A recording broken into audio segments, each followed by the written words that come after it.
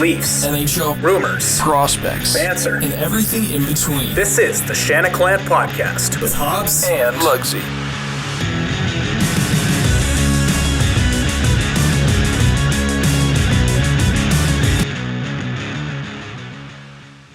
Welcome back to episode 24 of the Shanaclan Podcast. I am your host, Hobbs, here with my co-host, Mark Vanderlucht, a.k.a. Lugsy, a.k.a. suspended from Twitter indefinitely. Mark, happy Mother's Day. Happy Mother's Day to your mom. How's it going, man? It's going good, man. Yeah, big happy Mother's Day to all the moms out there. Everyone has a mom. Not everyone has a lover, so it's a really important day. And just had to attack me with that lover line there, eh?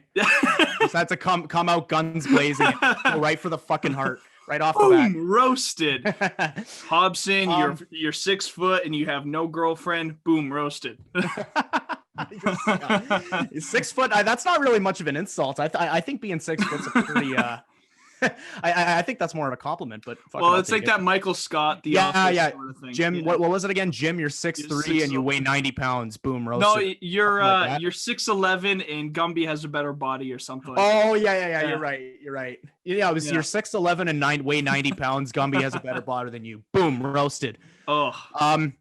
So before we get things started here, we're going to get to a lot over the course of the show today. We've got a returning guest, and I mean, I might as well just spoil it. We've got returning guest Josh Coleman, who was our first ever guest on episode 3 of this prestigious pod. And I was gonna kind of like leave it as a surprise. And then I realized the title's gonna say featuring Josh Coleman, so there's really not much of a surprise element there. So yeah, we're gonna have Josh join us on the show later today. And before we get to the rest of our topics here, I think it's time for another unofficial sponsor to read out. So, being that it's Mother's Day, or at least at the time of this recording, there is no better outlet to provide your mom with flowers, or your grandma, or your girlfriend, or your aunt, whoever, that special woman in your life who happens to be a mother. Get them a nice bouquet of flowers from Summit Nursery. Our buddy Tyson Vanderveld. I actually just ordered a couple of flowers for my my grandparent, or my grandma, my 2 grandmas this week, and yeah, Tyson's gonna swing by my place tomorrow and drop them off. And guess what? Free delivery. Oh, that's we all love free delivery, don't we? Yeah. So you can head over to summitnursery.ca to check out their full selection. Tyson's an absolute beauty. He'll bring your flowers with a smile on his face, and just an all around great guy. We love to support our homies in their business ventures. So yeah, you're looking for a nice bouquet of flowers to surprise that special mother in your life, or anybody. I know Mother's Day weekend is not going to last forever. Head over to summitnursery.ca. Get yourself a nice bouquet of flowers. Tyson will bring it right to your front door. Summitnursery.ca. They're on Instagram as well, and Facebook. Yeah, and Facebook. Right on. So, Mark, I do believe we have a Shanaclan fan question to kick things off here. So, do you want to tee that up? From 78 Jacobson, our roommate Alex Vanderlaan is recent guest on the show as well. Yeah, actually, recent guest on the show, and then he's a part of another podcast called Three Over Par podcast. It's a golf podcast. It's with Bubba, Caleb Radley, and Alex Vanderlaan. Great bunch of guys, bunch of beauties, and lived with 2 out of the 3.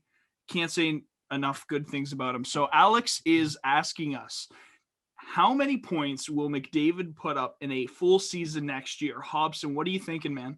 140 points.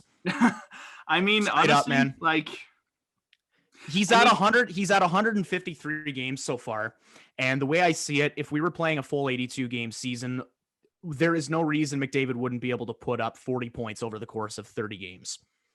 He's got 31 points in his last 11 games. You can call me out for shooting too high here, but Connor McDavid, we just established, is on a complete other level.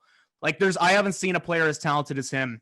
I mean, besides Austin Matthews, of course, but for real, I have not witnessed a more talented player in my lifetime than Connor McDavid, and I truly believe he's the modern era version of Wayne Gretzky. I know that's not exactly a hot take, but he's been nothing short of incredible this year. He just makes magic happen when he's on the ice. So I see 140, 100%. If Kucherov can do 127, no reason McDavid can't. At least. Oh, absolutely. Yeah. Well, and Kucherov got that at 26 years old, and McDavid's entering his prime. You know how terrifying that is for the NHL for a player getting 100 points in 53 games to be entering his prime? I'd be shitting bricks. Yeah. Every single game against McDavid and Draisaitl is a bad game. Like that's yeah. And the one thing I was looking at is don't take penalties against Edmonton. No. That's probably one of the stupidest things you could do. I think we've been lucky enough as Leaf fans this year. I think the Leafs have done a relatively good job of keeping Connor McDavid off the score sheet whenever they play. Having said that, I am not looking forward to the possibility of potentially facing them in the second round. It's going to be tough, man. You take one stupid penalty, or you cover the wrong person once. You let Connor McDavid get any sort of space out there on the ice, and good things are going to happen for Edmonton, bad things for Toronto. Yeah. I just hope to God that if we do have a Leafs and Oilers matchup in the playoffs, Morgan Rielly is not matched up against Connor McDavid ever. Because it seems like every time those two are in a one-on-one battle, McDavid is the top highlight reel on TSN. It's just man. Yeah, and Morgan shows up there for all the wrong reasons. Yeah. But I was going to say though, like looking at Edmonton's kind of like their analytics on Hockey Reference, they give up a lot of high danger chances. They're not very good defensively. So, obviously McDavid is he's a creature. He's a creature. He's a created player, and we're playing via pro mode with McDavid right now on easy mode. Dude, he actually reminds me of what I did on Pee Wee to Pro NHL Slapshot when I was 11. Okay, I just want to go on record before I continue the story and say NHL Slapshot was one of the coolest games that I've ever played. Yeah? And I will die on that hill, dude, because at the time, the concept of it was so cool. The fact that you actually got like a hockey stick and you could actually like physically pretend to shoot the puck and make that motion. And I just remember thinking that was the coolest thing in the world. But anyways, yeah, I remember I got drafted by, I think it was the Brampton Battalion at the time. Oh, good for you. And I put up a nice cool 60 points in 18 games. And then I got to the NHL. Of course, I got drafted by the Buffalo Sabres, unfortunately. But condolences. I ended up being their savior. I had 19 points in my first 4 games, and I think that's pretty. I think it's pretty relative to what Connor McDavid is doing in the NHL these days. He's just a human cheat code. There's no other way to put it. Yeah, because right now this season he's at a 1.89 points per game pace. He's he's so close to almost doubling his points per game pace. He's so close. Yeah. He's absolutely filthy. He's insane. I've never seen anything like that. Like it's there's no doubt in my mind, most talented player in NHL history. There's no debate. Yeah. There's no debate. I had this exact same conversation last night with a friend of the show, Lucas Tanner. We had that exact same conversation, the exact same take. Connor McDavid, speaking strictly in terms of talent, is the best player to ever live. Yep. In terms of talent. Yep. Like if you were to put Connor McDavid in, I don't want to call it the dead era, but like the 1980s when the Oilers had their dynasty, you put him and his speed out on the ice back in an era where goalies would never drop down to the butterfly. They'd stand up. Like, I'm not saying Wayne Gretzky's job was easy at all, but you put Connor McDavid in that time, and he could put up double what Gretzky did. Maybe that's a bit of for sure. Maybe that's a bit of a far stretch, but still. So Mark, what's your prediction then? You never really gave yours. I'd say McDavid doing next year? I'd say anything below 140 is a disappointment. I'll say that. Okay. If you place a full 82, anything below 140 is a disappointment. Yeah, so it's the same, more or less the same take as I have, except you're making the stakes a little higher for him. If he finishes below 140, it's a disappointment. Okay, yeah. I see. So you're basically saying he's got to get over 140. I put my hard cap at 140 points, but yeah, he's an absolutely filthy player and disgusting. Yeah, it's an absolute pleasure for us to be able to witness his talent. Oh man, we really should be grateful about that. Mm-hmm. I agree. Yeah, Matthews. Yeah, I was just talking about this the other day with another friend of the show, Peter Baracchini, a guy that's I cover the Leafs in the draft with at the Hockey Writers, and we were discussing just how insane it is that we're barely into the careers of Austin Matthews and Connor McDavid, And in the next 5 years, we're also going to be getting Shane Wright and Connor Bedard in there, and Matvei Mishkov, the other guy that's supposed to go top 3 or top 2, I guess. He was saying, and Peter knows his shit about the draft too, and he was saying that 2023 draft year with Bedard and Mishkov could have more hype than McDavid or Eichel. We are about to witness some absolutely filthy hockey. Filthy hockey. Wow. And what better way to get ESPN and TNT involved? Oh man. I just hope to God that none of those guys I just listed end up in Buffalo. They can't be ruining any more stars, man. As much as I hate, I won't say hate, but as much as I do like seeing the Sabres fail, I don't like seeing Jack Eichel's career getting wasted there. So I don't want anybody to end up in Buffalo. Just stay the fuck away. It's the armpit of the United States. Just gross. So speaking of young talent, Tim Stutzel recently just became the youngest player in Senators history to score a hat trick. And I think Stutzel has potential to be the best German player in history, maybe only second to Leon Draisaitl. Okay. I don't know if I'm ready to deem him better than Draisaitl, but I think he's definitely got potential to be in the top 3. He's a hell of a player. And just what he's doing this year with Ottawa, he hasn't really had a booming rookie season. It's been a little bit mellow for him, but you can tell when you watch him play that there's some serious potential there. And I think once the Sens start to properly build a team and he gets more ice time and he's got a little more of a supporting cast, I think we're going to see a real skilled player in Tim Stutzel. Yeah. But the one thing I'll say with the Stutzel hype is that I'm a little concerned that he might be overexposed in Ottawa. Like Toronto, we had JVR, Bozak, Kadri, the vets protecting Matthews, Marner, and Nylander. They then developed into these superstars that we see today. Now we're looking at Ottawa with Stutzel, and then they've got Drake Batherson. They've got a whole whack of prospects, and they don't have a lot of good protection for them. Ron Hainsey, oh cool, congratulations! They got rid of their one supporting cast veteran was Derek Stepan, and they got rid of him like a couple months ago. And then they had like Coburn, and it's like, yeah, Coburn's gonna be our guy. No, he's not. That is actually we got Zaitsev. No, he's not. Like, Matt Murray. No, it's a good point you raise. I think that's something that they could address next offseason, though. I think maybe this year they just figured, fuck it, we'll let the youth movement roll and we'll use the vets that we do have. I think they just came into this season expecting that they weren't going to contend. But let's be real. When you look they could have done some damage. Mm-hmm. I mean, well, yeah, they're 5th in the division right now. I don't think anyone could have expected seeing that at the start of the year. Everyone and their mother had get it because it's Mother's Day. Everyone and their mother had Jesus Christ. Everyone and their mother had the Ottawa Senators finishing last in the North Division. So, yeah, I mean, I think they've exceeded expectations a little bit this year for sure. And I think this offseason, they might try and gear towards what the 2016-17 Leafs had. I think they might add a couple of big veteran pieces and really try and give the young talent and that young core a bit of a supporting cast.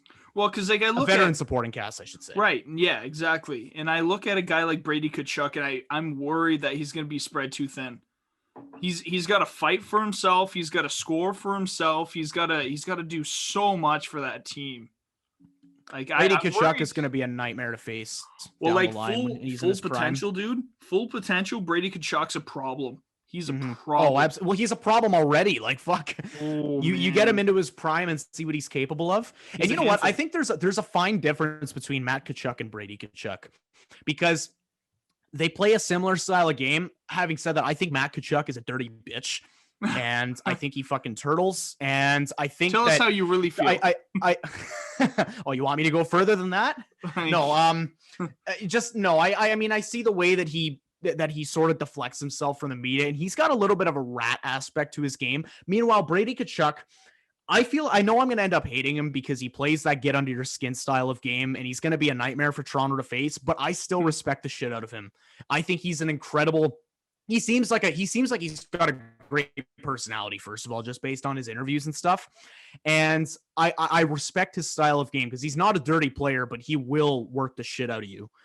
And that's more or less just what I think the Leafs are going to have. But once you throw the 5 years of development into that, 5 years down the line, he's going to be a tough player to face. Now, while we're on the topic of young talent, I want to go on record and say right now, Leafs Twitter, and I'm sorry, Mark, I don't mean to exclude you from this conversation here. Leafs Twitter, I know that it's fun to make jokes about Cole Caulfield. I know that it's fun to make jokes about him because he's 5'7", and there's a lot of hype around him, and he's the Habs American star, much like our American star Austin Matthews.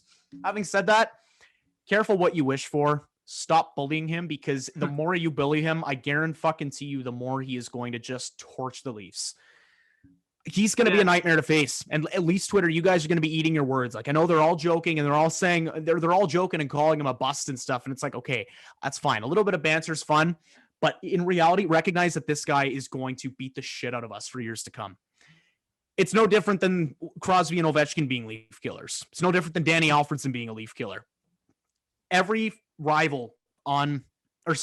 player, every star player on those rival teams goes out of their way to torch the Leafs. And I know Cole Caulfield's going to end up being that guy. So make your jokes, fine. But just understand, Cole Caulfield is going to be a thorn in our side for the next 15 years at least. And it's not going to be fun. Yeah, he's going to be a problem. Well, I just wanted to get that out of the way. Okay, look, you say he's going to be a problem for the next 15 years against us, but like, Bergevin's still the GM. Bergevin doesn't really enjoy young prospects. Well, I might partially disagree there, because he seemed to be fine going with as of late.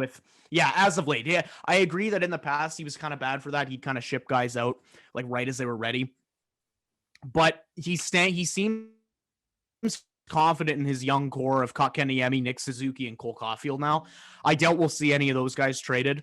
But yeah, Cole Caulfield is an extraordinarily stellar player, and he is going to be a nightmare to face. So you're saying it's and man, I just want to call him the Hobbit. I mean, it's not bullying to call him Hobbit. That's kind of a funny joke. I'll laugh at that for sure. All I'm saying is, when you make these jokes, understand that he is going to rip us. He is not a bust by any means. Before we move on from this topic, I want to make a point to talk about how typical of a Leaf game that was when Caulfield scored the overtime winner. Like, Coleman's listening in right now, and we all make the just Leaf things jokes, and it's like Coleman's kind of started to get on board a little bit with the just Leafs things. He used to be polar against it, but now he's on board. He's starting to crack jokes a little more often than not. And man, it doesn't get more just Leaf things than that game against Montreal, when Matthews and Marner had a 2-on-0 in 3-on-3 overtime. Marner decides to wait 6 business days before passing it across to Matthews, and they get tied up and miss. And then Caulfield comes back and scores. Well, he goes back and scores. But then I was going to say, in those 6 business days, he could have ordered from Summit Nurseries. He could have. Yeah, that's a good point. Tyson came from Hamilton to Kitchener in that span that we were waiting for Marner to pass the puck to Matthews. But yeah, it was just so funny. And you know what? We're at a point in the season where we can laugh and we don't have to be stressed out until the playoffs start, because we've clinched. We're first place, or we've made our bet already. It was just, I couldn't do anything but sit back and laugh at that. Matthews and Marner get a 2-on-0, miss the net somehow. Caulfield comes back the other way and wins it. Like, can you script it any better than that? It was too predictable. It really, it was.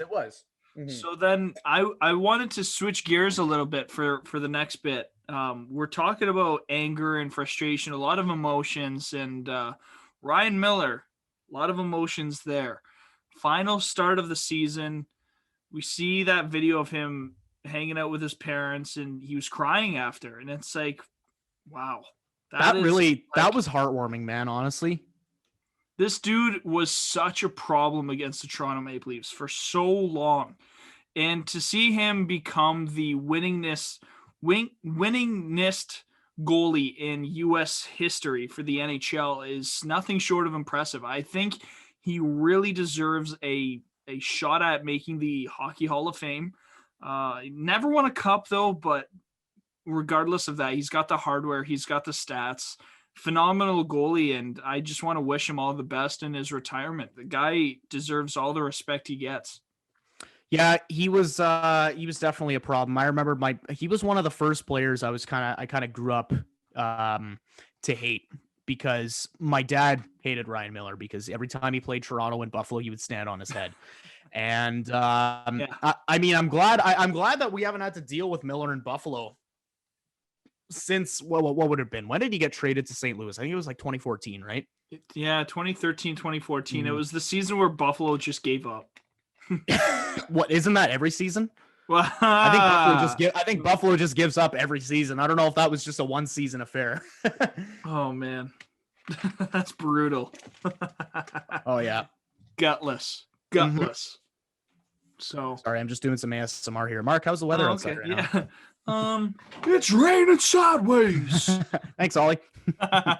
So yeah, I just remember like Miller. He was a part of the U.S. team in 2010, I believe, right? That he was the guy in net when when Crosby scored the golden goal. Nah. No, because I remember the interview from Miller on that goal. Miller thought that Crosby was going to pass that puck. So he did. And shows you a bit. Shows you how cheeky Crosby was on that play. Yeah. Oh man, Crosby. Man. You know what was funny? I remember watching that golden goal. I was okay. So just revisiting that game. I was 10 years old and I was watching on a different TV in our little family room. We had two TVs. We had one in the family room and one in the living room. My parents were watching in the living room. I was fucking sitting on a stool in front of my tiny ass 14-inch box TV. And I remember watching Crosby score the golden goal and I cheered. And then 10 seconds later, my parents cheered in the other room. And then I remember after we witnessed the celebration and everything, I took the dogs to the schoolyard just to let them run around for a little bit with my mom. And there were people driving by the school waving Canada flags and hanging out the sunroofs of their cars. And man, that was just such a special time. And I really miss that, honestly. The Olympics are always a special time under normal circumstances, especially when they're in Canada. Yeah. Lucky you, though. I never got to see the goal. What were you doing during the game? I was actually scheduled to play a hockey game in house league. So fun. But our league convener can make time for the Super Bowl, but apparently he won't make time for the Olympics. So that's very cool. That's some back-ass words logic right there, man. What the fuck? Yeah, sorry, we're gonna cancel your game because the Super Bowl's on, but not when Canada's in the gold medal game against the States. I guess that's not important. Not related to the sport that we're playing, hockey. I just remember I was untying my skates and a dressing room down the hallway starts cheering, and it was like, okay, so I guess Canada won. So that's awesome, actually. Yeah. So I just remember I got to see the first period, and I think we went up like 2-0. It was Perry and Taze that scored, right? Yeah, it was Perry and I think it was Perry and Taze. You're right. Yeah, and then who Kessler came back scored? It was I think Parise had a goal, didn't he? Parise and Kessler scored to tie it up. Yes, and then you know what happens. Was it okay? Hold on. Was it Kessler or was it Joe Pavelski? I want to say it was Kessler.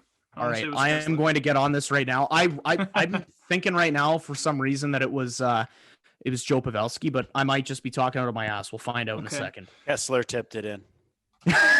There he is. There we go. All right, well, there's no better time than right now to bring on our guest for the show. We have one half of the Pucks in Deep podcast, the voice of the Pembroke Lumber Kings, and friend of the show, Josh Coleman. Thanks for joining, buddy. Hey, man, thanks for having me. First of all, MVL, good to see you, buddy. Nice, you too, buddy. Nice hoodie going on there. Yeah, I got some PID merch. I'm telling you, man, that's pretty Mark Vander legendary of you, if I might add. Listen, I will say though, these sweaters super comfy. They're great, I right? like them a lot. Yeah, check them out. I couldn't hold off any longer. I'm sorry. I kind of ruined your intro. No, man. Longer. I'm listening to these guys talk about the golden goal when they're 10 years old. Like, you're probably just sitting there bursting at the seams. They just can't hold it in any longer. My back hurts just hearing you say Where's your cane? Where's your aftershave? Where's your like 50 years? So yeah, Kessler deflected one in, and everyone blamed Luongo until you saw it on replay. It was a very deft little high slot tip, and then Luongo kind of fumbled it and then went in. And then of course Parise with the tie, right? And one of them I had to jump in to correct because I think you were gonna hammer. I was gonna do a little keyboard ASMR. Right. So I took that opportunity away from you. We'll get another shot. I'm dude, sure. Honestly, you couldn't have answered the call in a better way. Right like I'm not arguing against it. That was awesome. I was just about to cue you up anyways. So I figured it would add to the show production value for sure. But the main reason I also wanted to jump in was for I do like to do a few of these from time to time. I haven't earned them a whole lot, but they've been coming in over the years. So I do like to do one of these. If you guys remember, Sidney Crosby was getting dumped on pretty much all tournament. Crosby's not doing anything, blah, blah, blah. The guy wasn't putting up crazy points. Okay, I get it. And if that's what you want him to do, then that's what you want him to do. But I'm over here with the Crosby jersey that I had ordered from fucking DH Gate. Shipped it over. Luckily went right through the Suez Canal, no problem, and ended up on my back. And I was one of the first people to have the one that they were wearing. So cool. And people were shitting all over me. Oh, nice jersey. Crosby's a bum. I'm like, man, like, you guys listen to what you're saying. I'm like, I'm telling you right now, this fucking guy is going to score a goddamn golden goal and be like this, and then they put it in. And like, you should have seen my living room, man. I was in school and university in Ottawa. Yeah. It was just a pile up of like 12 people and I'm on the top on my buddy's back. I'm going, it was Crosby. It was Crosby. It was Crosby. Like, just going crazy. Dude, it was so sick. Oh, man. Watching that tournament, I was thinking, like, I knew that Crosby had been quiet for most of it. And I remember watching that final game and I was like, Crosby's doing something big in this game. Like, we are not going to get through this whole tournament without at least one big play from Sidney Crosby. And lo and behold, he ended up being the guy. You mean scoring play? Because scoring play. The thing for me that was grinding my gears, and you guys will both respect this and really understand this because of my love for a guy like Zachary Hyman from day one, right? Like, I really, really appreciate those team efforts. Oh, yeah. And they can happen with one guy, and we kind of see that when we lose a player like Zach Hyman. Now, fortunately, you've got some legendary status, elite level players in Matthews and Marner. They can get along just fine without Zach Hyman, but the overall like shape of the team, the identity of the team is definitely affected a little bit. And you can see it when you lose a guy like that. So I'm saying to all these people about that 2010 Olympics, like, listen, man, you got to get off the guy because he's not putting the puck in the net. They've got like 15 guys that can put the puck in the net. Yeah, the whole team is guys that can put the puck in the net. Like, he was winning faceoffs and like being defensively responsible. Like, that was right around the time when Sidney Crosby was like really an elite level offensive player. But he, at that moment, I feel like the 2010 Olympics is a good little staple in when Sidney Crosby decided to be like, yo, check this 200-foot game out. Yeah. Oh, absolutely. And you know what? I think that's the one thing that you can never knock about an Olympic team is guys not scoring, because it's like everybody on the team is capable of scoring. It was only one puck. Exactly. Yeah. I want to say so speaking of the pat on the backs, Coleman, I got to give you two, okay? One for the background. I love the background, okay? Oh, yeah. And then the second one, your Sheldon Keefe take. I'm the one thing, okay, the NHL is an old boys club. The NHL loves to go through that carousel of recycled coaches. Who knows? Before Keefe, we might have gotten Carlisle back. We might have gotten Wilson back. Who friggin' knows? Right. But then Dubas goes, all right, I've got my guy on the Marlies. Let's hire him. Let's give him a shot because his coaching style is meant for this team. lo and behold, here we are. Keefe has, I've got the stats here. Keefe with the Toronto Maple Leafs, his coaching tenure with the Toronto Maple Leafs, 62 wins, 28 losses, 11 overtime losses. That winning percentage is .668. Pretty fucking good. That's And pretty. we know more than anybody else that you were on the Sheldon Keefe hype train from the very beginning. You can see you weren't even the conductor, like you constructed the train. November something 2017. Yeah, it's time. That was the timestamp when you first said, I think Babcock's. I don't think he's here much longer. I think we got to bring in Sheldon. Well, it wasn't years even, later. Yeah, it wasn't even really the prediction that he was on his way out. It was my desire and my I was trying to manifest it, because I was like, we have a guy who will win with these players. Yeah. Okay. And I even said this, Lesko and I just did our episode last week, and I was doing the same thing. I was like, play the tape. I'm like, play the tape. I'm like, Keefe will come in and there will be, a relationship between Keefe and Dubas, and they'll be like, I want this player. And he'll be like, okay. And then he goes and gets the player, and then he's inserted into the lineup. Yeah. And then they win games at an incredible rate. Oh, they're in the terrible Canadian North Division. Yeah, whatever, man. Well, let's see what happens. Pissed off about that. Let's see what happens. So much.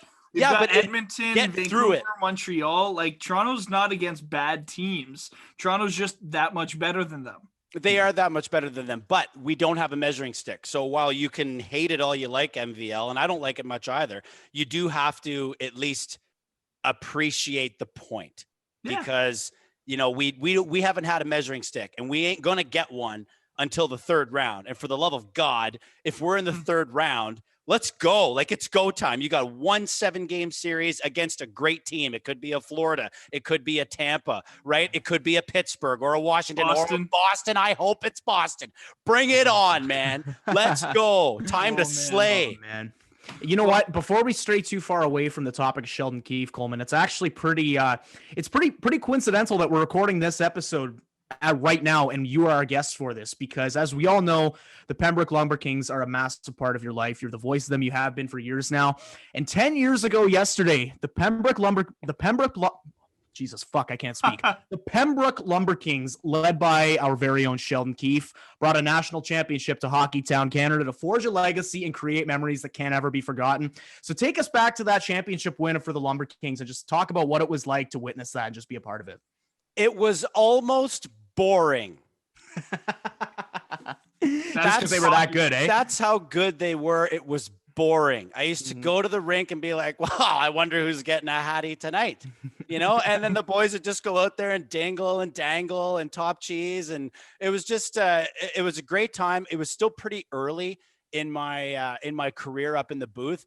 I believe during that run, I would have been doing spot duty. So I wasn't always doing the play-by-play. Sometimes I was color. Sometimes I was going down to the ice to grab an interview with whoever they sent me. He'd skate over and I'd say, hey man, sometimes I wouldn't even know who it was. No, I mean, as the year went on, obviously I did, but the thing about junior hockey is there is so much turnover that on a yearly basis, you're getting new names, you're getting new numbers, you're getting new lineup combinations, and in that year for the Lumber Kings, they did have a lot of returning players. And then the players that they were able to bring in was very managerial from Sheldon Keefe. Yes, he was the head coach. It was his duty to put all the ingredients in and make a beautiful dinner, right? Yeah. But he was also integral in picking the ingredients. He would go to the far reaches of where was our one guy, Adam Dauda, was from Slovenia. There was another player from overseas. Yeah, there were 2 overseas players. And then there were several players from California and Texas as well. Now, one of the Californian players wasn't involved in the RBC championship run, but his name was Ryan Lash. And at one point he was in the Leafs organization. Ryan Lash. Yeah. Okay. Yeah, I went to high school with, I didn't go to high school with him. He came to Canada to play with the Lumber Kings, and he went to my high school. It's total douchebag. Wow. But then he was a Leaf, and I texted my buddy. I was like, "Man, Ryan Lash, what a beaut! Went to high school with him." Ryan Lash. I you know what? That's one of those names that I remember. It's just it's been buried in the memory bank. That is, it was my a brain, transaction. Yeah. But it was really cool, man. Like this guy Keefe would go out and he would find players that he believed that would not only gel well with the team, I guess on a personality level, but he was very analytical back then as well. Mm-hmm. And I'm not going to sit here and pretend like I was in the coach's office all the time. But I was in the coach's office a lot because we were in the booth, and a lot of the time it was, what are you guys seeing up there, and blah blah blah. So like there is like a really tiny little part of me that's like, I was a part of his journey. You were. Yeah. Mm-hmm. And he owned the Pembroke Lumber Kings. Like that was the first thing he did after he retired, was he bought into it, and then he was the assistant coach in his first year, and then he took the reins from now league commissioner Kevin Abrams, and close friend of mine as well. So like the cycle continues, and Kev's always joking with me about texting with Sheldon, and I'm sitting over here and I have the guy's number. He has responded to a message of mine congratulating him about the Calder Cup. So I'm okay with that. Like I'm okay with just having him being on that level with him. Yeah. Coleman, and you know what? While we're talking about Sheldon, if I recall correctly, it was about a year and a half ago, I think, at this point, where the Leafs finally fired Mike Babcock, and you were the first person that I messaged. And I remember after he got fired, 5 minutes had gone by, and I hadn't heard from you, and I was starting to get a little worried. And then finally, you were like, I was just fucking running around my basement screaming for the past 5 minutes. I'm sorry. And then we planned my little podcast appearance that night on the Pucks and Deep show. And also, while we're on that topic, whose intro? I think your intro in this show was probably better than mine in that one. If you remember how I kind of just jumped in and interrupted you guys? Yeah. Hey, boss, are you there? I'm pretty sure I directly interrupted Lesko. Like he was middle of a sentence, and I just said, "Hey, you there, boss?" He's used to it. Yeah, I think you're. Yeah, he's kind of like the Ron McLean there, eh? Yeah, we got to go to commercial. Yeah, but I think your intro in this episode is probably a little bit better than that one. The fact that you directly answered my question while I was in the middle of Googling it, that was. Hey, listen, I'm an opportunist, man. I take my shot. Could not have gone any seamlesser. But yeah, the point that I was trying to bring up is that I got to give you credit, because every single point that you ever made about Sheldon Keefe and what he would do for this team has been correct so far, because we obviously saw how much of a pathetic excuse that first half of the 2019-20 season was under Babcock. He just completely lost the dressing room. And I know you were in the same boat as most of us, where it was at a point where it wasn't even enticing to watch the Leafs anymore. Like I didn't have any motivation to turn on a Leaf game, because I knew that the product would be shit, and we'd be seeing the same old bullshit over and over. Fourth line going out there after every single time the puck crosses the line on either end. The backup goalie would always start the second half of the back-to-back. Matthews and Marner would never be together. It was just getting so painful to watch. And I remember you making a point to say that shit wouldn't immediately be perfect after they brought in Sheldon Keefe, because there's still a little bit of a transition period there, especially with him coming in mid-season, right? The players got to go from playing Babcock's kind of heavy physical style of hockey to playing Sheldon's style, which is obviously a little works for them a little bit better. And then this season, the fact that Sheldon had this team right from the get-go, he could implement his systems right from the start and let them just give them the keys and let them play the way that they're comfortable with. We're seeing one of the best Leaf seasons we've ever seen before. Regular seasons, I should say. And I think that you were banging on in pretty much every prediction you made about Sheldon. So I got to give you credit. Well, I thank you. And I hope to continue that trend, because I basically believe I said we would win immediately with him. So I wasn't correct about, him jumping in halfway through the season and ultimately losing in, what turned out to be a super weird play-in series. Like there's no way of going back to change it. And listen, I get it. All teams involved, all 87 teams that were involved in the play-in, they all got the same amount of chances to make it through, right? Whether they let in too many or whatever, it was even playing ground. But, at the same time, it was difficult to see how it would have played out, in a true 7-game series or whatever. But Again, this is flavor of the week for both pods, Shanaclan pod and the Pucks and D podcast. We had a similar chat, Lesko and I, last week. And that's when I said, roll the tape. I said, the team will have a backbone. I'll never forget that quote. A backbone forever. Like we made the playoffs somehow, some way on the back of James Reimer in 2013, and Kessel scoring all those goals, right? Like, but there was no backbone then, and there has not been one since, this season, I'll say. Yeah. Because I didn't even really see much in that play-in series, because you know what team did have a fucking backbone? Columbus. The Tortorella-led Columbus Blue Jackets. And would people, I know Tortorella and the Blue Jackets just announced today that they're going to be mutually parting their ways, but I mean, we're talking 6 years, and we're talking most winningest franchise coach in history, So obviously he's done some things right. And Keefe knows. You better believe it. Like, Keefe knows that this is not a forever kind of deal. Okay. Like, he knows he's walking in, he's going to the dressing room, and he's walking past all those team pictures, and the coaches only stick around for about 3 or 4 pictures before it's a new guy, so you better look out. Now, I think winning could solve that problem. I think he could probably retire here as a 57-year-old man if he was able to win the cup here with us. But the point is like you was going to take some time.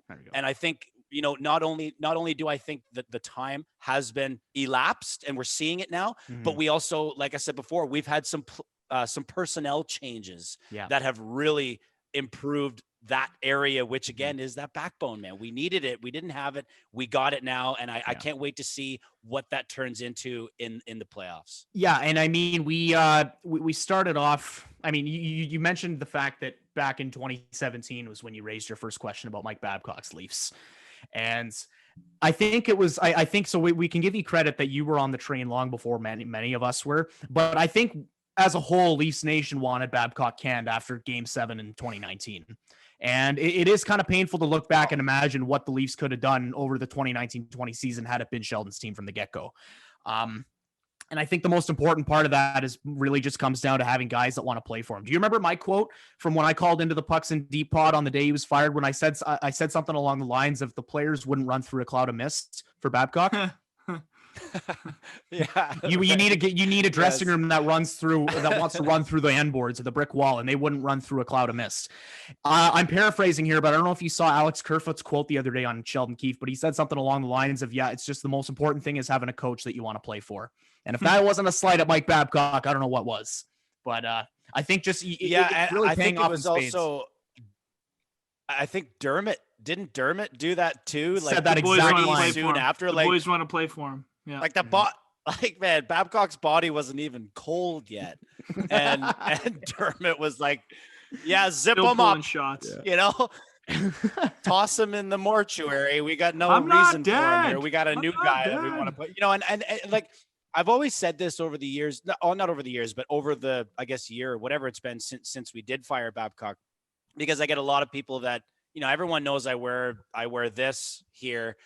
So like everyone knows that they can get me going, if they talk to me. Oh, dude, I'm the same way. Whatever. Mark's the same way.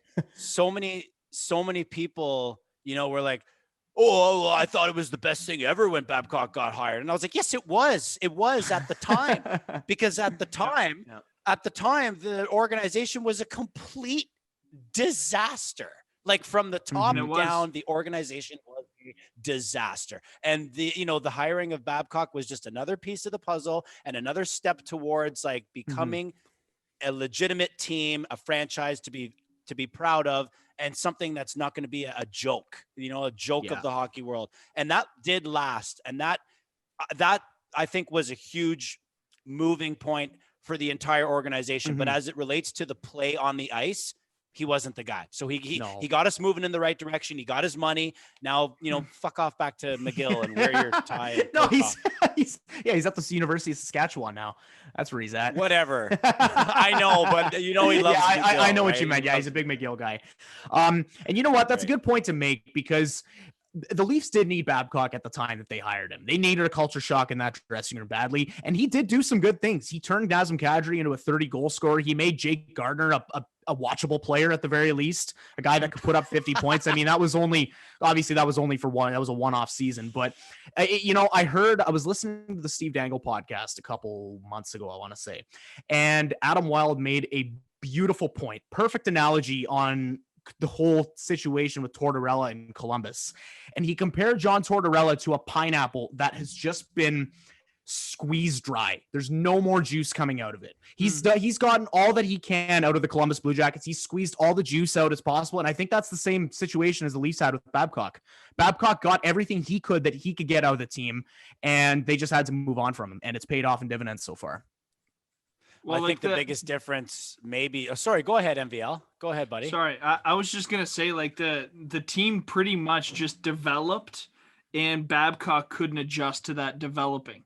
Like, they just outgrew Babcock, and Babcock didn't adjust. That's pretty much why.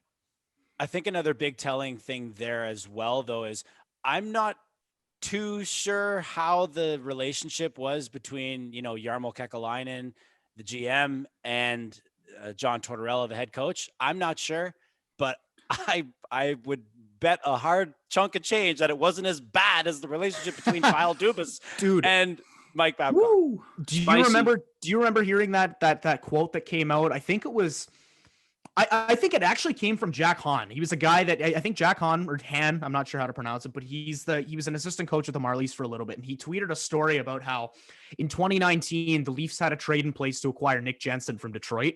And Kyle Dubas told Mike Babcock, word for word, he said, okay, so I'm going to bring in Nick Jensen so you can play him with Travis Dermott on the bottom pairing. And Mike Babcock said, no, if you bring in Nick Jensen, I'm just going to bench Travis Dermott. And Kyle was like, well, fuck, I'm not making the trade then. You just basically just took whatever I was like, you took my whole motive for making the trade and shat on it. Like, and it's kind of funny that Travis Dermott's getting benched now. little bit. It was one of those things. And I think that quote right there was just so telling of how, I'm sure there was an element of respect between Babcock and Dubas, but when you get to that point, that their relationship must have been in shambles at that point. Like, oh man, if you're basically just going to tell your GM, like, if you trade for this guy, I'm benching the guy that you're going to play with. I'm sorry, you can't change my mind. Like, you're handcuffing him, and that's bullshit. Like, you gotta be able to work with your GM. And I think that's probably the biggest factor that contributes to why Sheldon and Dubas are so perfect for each other, because they feed off each other perfectly. Yeah, well, I mean, it happens in every aspect of life, right? I mean, I'm sure, you boys are, younger than I am. I'm sure you'll go through life. You'll get some jobs. You'll get some bosses that, aren't going to be the greatest, right? Yeah. Like, it really happens. And I think what can happen a lot to people who get put in that position of power is that they just love it. Like, they just love the power. I have it. It's right here. Like, I can do what I want. And I think we had a lot of that. I think we had a lot of, like, I get to wear the tracksuit. I get to have the cameras in my faces like this, asking me questions all over the place, like, and he loved it. Right. And he thrived on bank it. Account. Great bank account. I think he was the author of his own demise, because in his situation, he's legendary Hall of Famer, Mike Babcock, Cup champion, Olympic gold medal champion, highest paid coach in the league, and you are a nerd, Kyle. You're this little boy nerd that used to tape some of the sticks. He's got his calculators. That's what it was. Like, he was standing up here and looking down at his GM. And it's a recipe for a disaster. It is. And you know what? I think if Mike Babcock is ever to write an autobiography, is it safe to assume he's going to do it in the third person? He's going to say, Mike Babcock was born in Saskatchewan in 19 whatever. It's going to be an audiobook. That's the part that pisses me off the most about listening to Mike Babcock, is how he fucking speaks in the third person. It's like, dude, how more egotistical can you get? Like, Mike Babcock feels good today. I'm always going to bet on Mike Babcock. I can get on board with it for like every now and then. Sure, like every now and then. Yeah, But, like, exactly. But not every fucking interview. Yeah. Yeah. I'll never forget that quote from a couple days before he was fired when he said, "Oh, I've always bet on Mike Babcock and I'm going to continue to bet on Mike Babcock." It's like, probably not a smart decision, man. Like, Hobson, did you ever see the video clip of Babcock realizing that Shanahan was heading to Vegas? Oh yeah. He was shitting himself. Mm-hmm. He knew. Yeah. He knew the moment he heard that he was fired. Yeah, he was. I remember. The one reporter asked him the question. They were like, Shanny's coming down to Arizona. So what? Do you know anything about that? He's like, I mean, the weather's nice. Yeah, that's what it was. That was bad. Oh, it was painful to watch. Done. So Coleman, but before we stray away from this topic, you mentioned Babcock, how much he loved wearing the tracksuit. And I know you've got your own little tracksuit on there, and I'm just going to take an opportunity to point out how gorgeous your backdrop is compared to ours. And I'd like to specifically ask you about that beautiful sign behind your head. Oh, dude, man, this sign, Go Leafs Go sign. Dude, this sign is so unreal. So like my sister and her, I mean, like, I don't know, her third or fourth boyfriend, whatever it is. I'm just kidding. Her then boyfriend, he made like vinyl signs and stuff. So he made this sign for me, and like I've had it forever, and it's just the sweetest thing. People are always asking me about it, right? And recently, so Lesko has a buddy, and Lesko's buddy also does like vinyl signs. Vinyl signs, right? So Lesko hits him up, and he gets us this bad boy. No way. That is awesome. Dude, is that backwards to you guys? No. It's okay, good. It reads Pucks and Deep podcast. Backwards to me, and I've been rattled by it since I jumped on. So that's sick, though. Yeah, that is sick. Man. So I'm assuming when you guys are able to get together in person, that backdrop, that sign's going to be right there in the backdrop. Yeah, you guys on either side of it. Exactly. Yeah, that's exactly right. It might fall down. Don't tip over the cup. That fell down the other night. Shaking a little bit. While I was playing Warzone. Fucking freaked me right out. This thing's such a beauty right here. But man, I can't wait to sit here and fucking kiss this thing after we win it. Yeah. Man. Like, give me it. I love the confidence when you say when we win it. I love it. When. I mean, it's obviously it's when. It's not soon. If. It's when. Yeah. Happening soon, right. Boys. Yeah. Prepare accordingly. Oh, fuck yeah, we will. All right, so moving on to our next topic here. Now, if you have social media and you're a hockey fan, you'd already know that this topic has just been beaten to shit. We're past the dead horse point. It's more of like a decomposing horse at this point. Like it's been beaten to shit, but I feel like we got to talk about it just because it's such a hefty topic. So, Tom Wilson. He has been the staple in the hockey world. He's been circulating around the headlines for the past 2 weeks now. Everyone's got a strong opinion on him.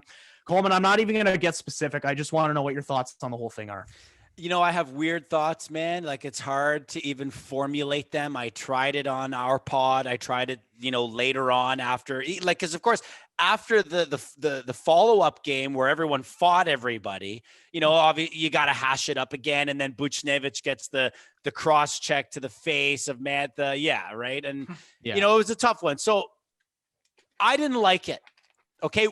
Was it suspendable? No. I don't believe that it was suspendable. I still think, though, that what ended up happening is a farce. Okay. They fined him because they didn't want to suspend him because they couldn't, because was it suspendable? We already said no, or at least I did. I know other people think differently. I don't think that one play, even if it was Tom Wilson, was necessarily suspendable, but they fined his ass, which is a farce, because if you fine him, what are you doing? Okay. Because up until this moment, or up until last week, fines, and correct me if I'm wrong here, fines were basically the equivalent of being suspended, but without actually being suspended. Meaning, when we go to the book and we see right here that you were fined, that means that this time, what? You should be suspended. Mm-hmm. Okay? Yeah. So they decided to fine him, which immediately made it a joke. Yeah. But the actual play on the ice, if you guys want to talk about that, I'm okay with it, man. Like, some people were saying that Butchie was, poking the goalie. He was trying to score a goal and the whistle didn't go. So I'm okay with everything that happened there. He's lying on his face, kind of weird, looked like me after a few too many at the bar. Like, just laying down. Same old. Totally palms up, compromised position. Wilson gives him a shot. Okay, fine. He hit him in the fucking shoulder. Like, relax, everyone. And then Panarin, I'm okay with what Panarin does too, because his teammates getting liberties taken on him. So he gets in there. Like, I'm okay with everything. And then Wilson, what do you expect him to do? He throws him down. The second one I didn't like so much. That's exactly. So, I still don't think it's suspendable. I'm allowed to not like the play and still, not necessarily think it's a suspension. However, I think they missed out on 2 points. One, the fine is a joke. You cannot fine this player. You've already suspended him 17,000 times. If you're going to do anything, it has to be a suspension. And secondly, you should have at least given him a goddamn game to avoid the extra farce that was the next game. Like, what the fuck? Yeah, you know what? Okay, so my thoughts on the whole thing. I agree with you that if anybody else does what Wilson did to Buchnevich and Panarin, I don't think it's a suspension. Maybe one game at the most, but it's not. I don't think it was necessarily the play itself that people were all up in arms about. I think it was just the fact that it was Wilson's 14th offense, and you're going to give him a $5,000 fine for that. Like, really? That's the equivalent of me going up to a cop, punching him in the face, and him saying, "Okay, just give me a case of beer and we'll end it." Like, that's probably fine. Like, what Wilson, dude? What? Well, Sure it has. Not with you, not necessarily with you. Well, I don't know. No, I'm joking. But for real, like what Wilson paid for that whole thing was equivalent to basically if I were to buy a case of beer. It was about the same value. That's a difficult thing to hang your hat on, though, because it's not about the money. Like, people like to talk about it's a drop in the ocean to the players.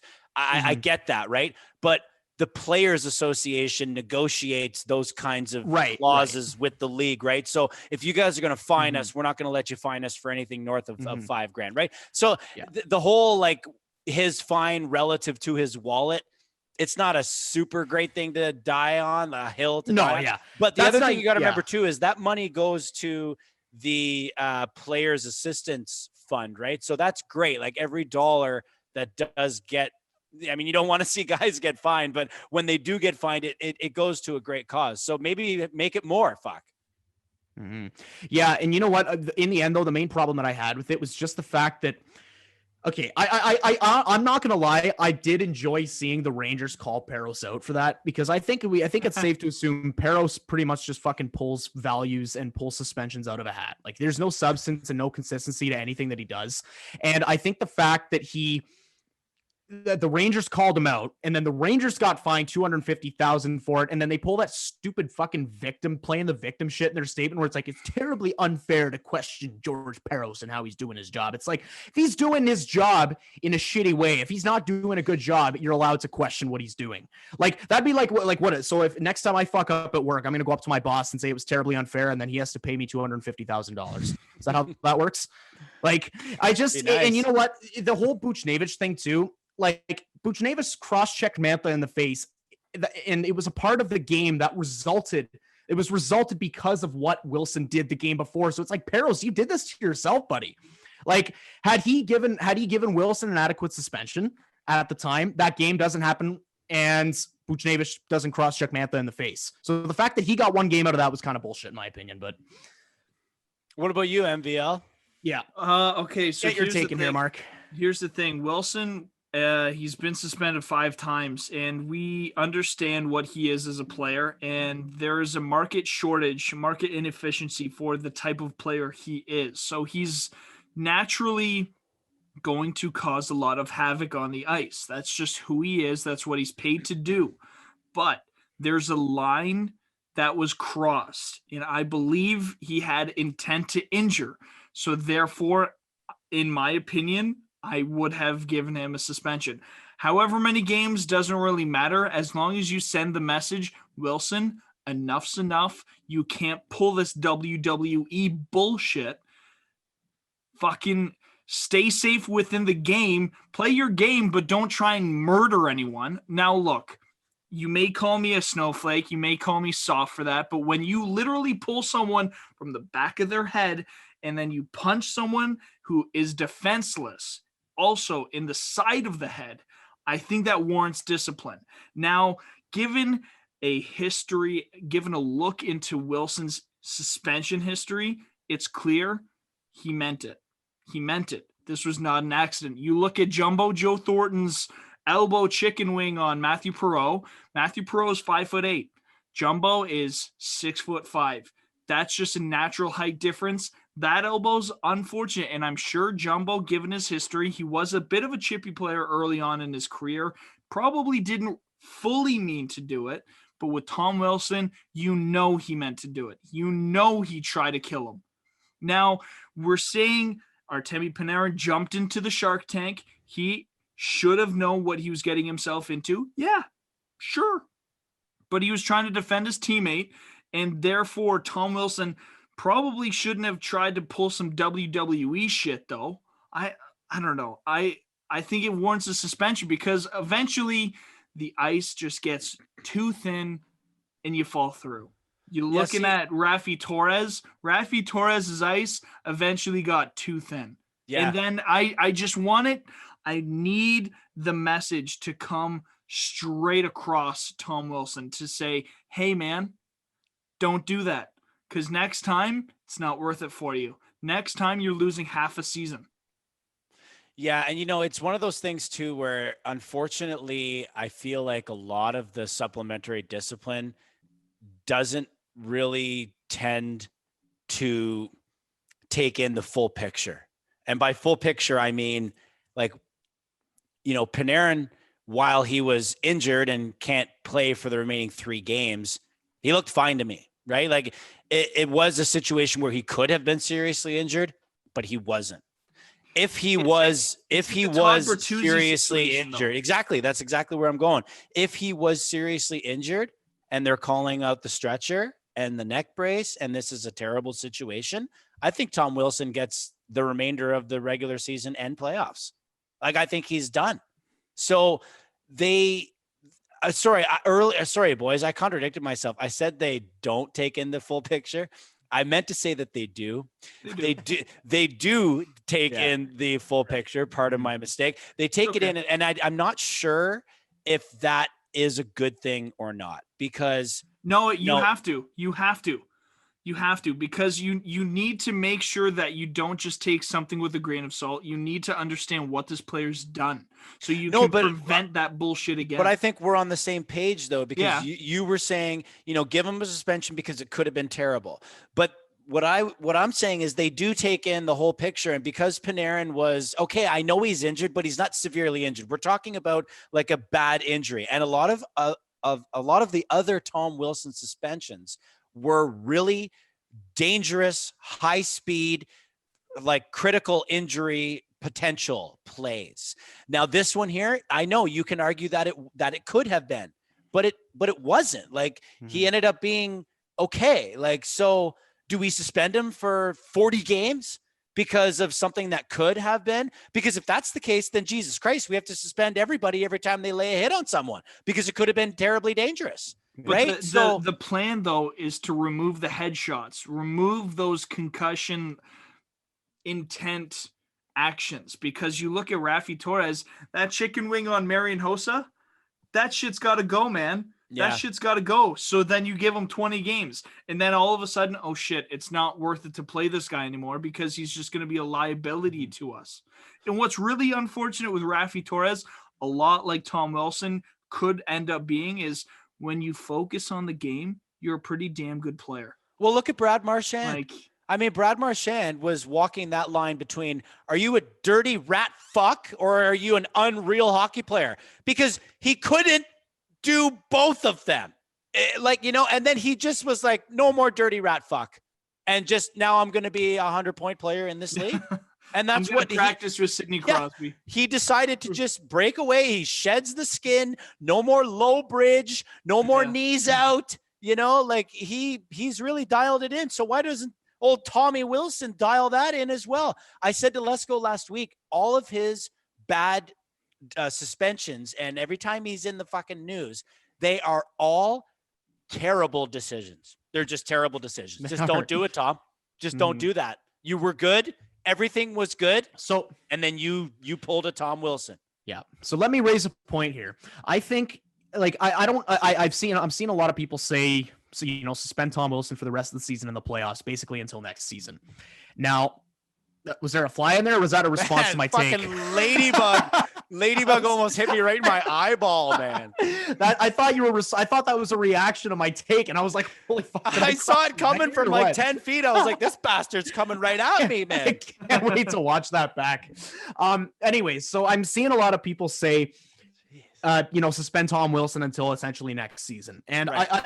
It's not that I necessarily agree with that, but I do think if you're going to suspend Tom Wilson, you got to start looking at it as a punishment for the Capitals and not Tom Wilson, because the Caps are clearly enabling this. Did you see the tweet that they put out after Tom Wilson after he did what he did to Buchnevich and Panarin, where they tweeted like that graph of Tom Wilson's body. They put half his body is sheesh, and then the other half is rent-free. The Caps pretty much just made fun of everybody questioning that hit, and they just basically shot on everybody who's actually up in arms about it. And it's like, so they're clearly enabling what Tom Wilson's doing. And it's like, 14 offenses later, I don't think Tom Wilson gives a shit what you do to him, whether it's is there Ladybug still there? I'll keep going. Don't let it. No, I'm kind of dialed into your situation now too. Anyways, point that I'm trying to make is 14 offenses later, I don't think Tom Wilson gives a shit what you throw at him, whether it's a suspension or a fine. If he hasn't learned after the first 14 times, he's not going to learn after the 15th time. So, but see, I think this one wasn't as violent though. Like this is not like, I don't know. I hate it because you say one thing and everyone crashes down on you. But like, I know that it could have been bad, but it just, every time I look at it, I see it all the time. Yeah. Okay. So here's the thing. So you're wrestling around. Exactly. Yeah. So here's the thing is, like, when I say this though, I'm not necessarily talking about that play in particular. I'm just talking about getting Tom Wilson to cut his shit. Because you said before, Tom Wilson he has potential. He's actually at a point now where he's a valuable member of the Capitals. It's not like 2016 or 2017 where, if he gets suspended, whatever, the Caps are losing a fourth line goon for a couple games. Like, he's a contributing member of their offense, and he's a huge part of their team. He's like their Zach Hyman, but like way dirtier. Like, so the point that I'm trying to make here is, it's like, if you want Tom Wilson to stop being such a piece of shit on the ice, you got to punish him. You got to get him to bite the bullet and use it as a punishment for the Caps to a point where they realize, okay, if we let him keep acting like this, we're losing a crucial part of our team. So you got to look at it as a punishment for the team and not the player, because like I said, Tom Wilson does not give a fuck what you throw at him. You can throw, if he didn't learn after, what was it, that 15-game suspension after his hit on Sammy Blais a couple years ago? Right. If he didn't learn after his 15-game suspension, he's not going to learn after a $5,000 fine on a play that you could argue wasn't even suspendable, right? Yeah, that's a really good point, man. I've never really looked at it that way, because that's like the key word is what you said, enabling, right? Like, at some point the team enables the dirty player to do said dirty things. They literally posted a meme making fun of everyone who. Yeah, now and it's gonna come out later. Like, we talked to Tom Wilson. We shut him down. I will preface this and say that I understand that tweet was probably put out by an intern that thought he was being funny. Yeah, It wasn't the fucking Caps GM or the owner that posted that tweet, but it was Tom Wilson. The fact that they don't care. Like, it was Tom Wilson. Yeah, but I mean, like, that would be a pretty cool point. Like, okay, listen, once you are suspended, 5 times, maybe, I don't know, but then you have to make sure in which he was. Yeah, but then you have to make sure, though, that like what you're suspending is definitely suspendable. Like, you can't have any gray area. You can't have any gray. No, but I mean, like, I'm just saying for any future player, let's say, if you implemented a rule and you said, okay, let's pick a number as 5. So if you are suspended 5 times, on the 6th time that you're suspended, your team is being fined $100,000 and they will lose a draft pick, like, It's a pretty intriguing idea, actually. But it brings me back to my thing where I just said you have to make sure that all those, all those suspensions are really suspension worthy. So then what you might be able to do is say, we're not going to suspend anyone unless it's a fucking complete mockery, violent, really bad. So then you would be getting your suspensions, and they would probably be fucking 5 or 10 games. No more 1 or 2 game suspensions, 5 or 10 game suspensions. And if it's not that bad, then it's not that bad. Don't suspend him. Exactly. Yeah. Well, I think that's all what it comes back to as well is you gotta okay. Not every suspension is because of a play that could result in a super, super dangerous situation. Like there's suspensions that you could argue shouldn't have happened. There's suspensions that you could argue was a little bit of a knee jerk. So I wouldn't say that has to be a rule for every single player that gets suspended 5 times. But in the Capitals case in particular, Tom Wilson has had more dirty plays. He's been fined for more dirty plays and more innocent looking plays. So if you just look at it as, okay, Washington, your guy is a fucking liability and he's a threat to the safety of our players. Yes. Like, tell him to clean his act up and cut the shit, or we're going to punish you for it. And you're going to lose one of your best players because you're enabling him. That's all I'm getting at. Like, because if you look at it as, oh, Tom Wilson, for your 15th offense, you got to pay me $5,000, or for your next offense, here, we're going to suspend you 1 game. Do you think Tom Wilson's sitting there like, fuck, I should really start. Yeah, no, who cares? No, he's going to be like, fuck, fine, suspend me for a game. I'm just going to go out and do it the next game. Like, but everybody talks about team identity, right? And doesn't the play on the ice dictate what your team identity is? And if Tom Wilson's play on the ice is any indictment of Washington's team identity, is it not rough and tough and fucking dirty? So it brings us back to your original point. The team is enabling the player. The team is playing dirty and cheap and whatever. No, we're not. It's just our one player. Well, he's all part of your fucking team, isn't he?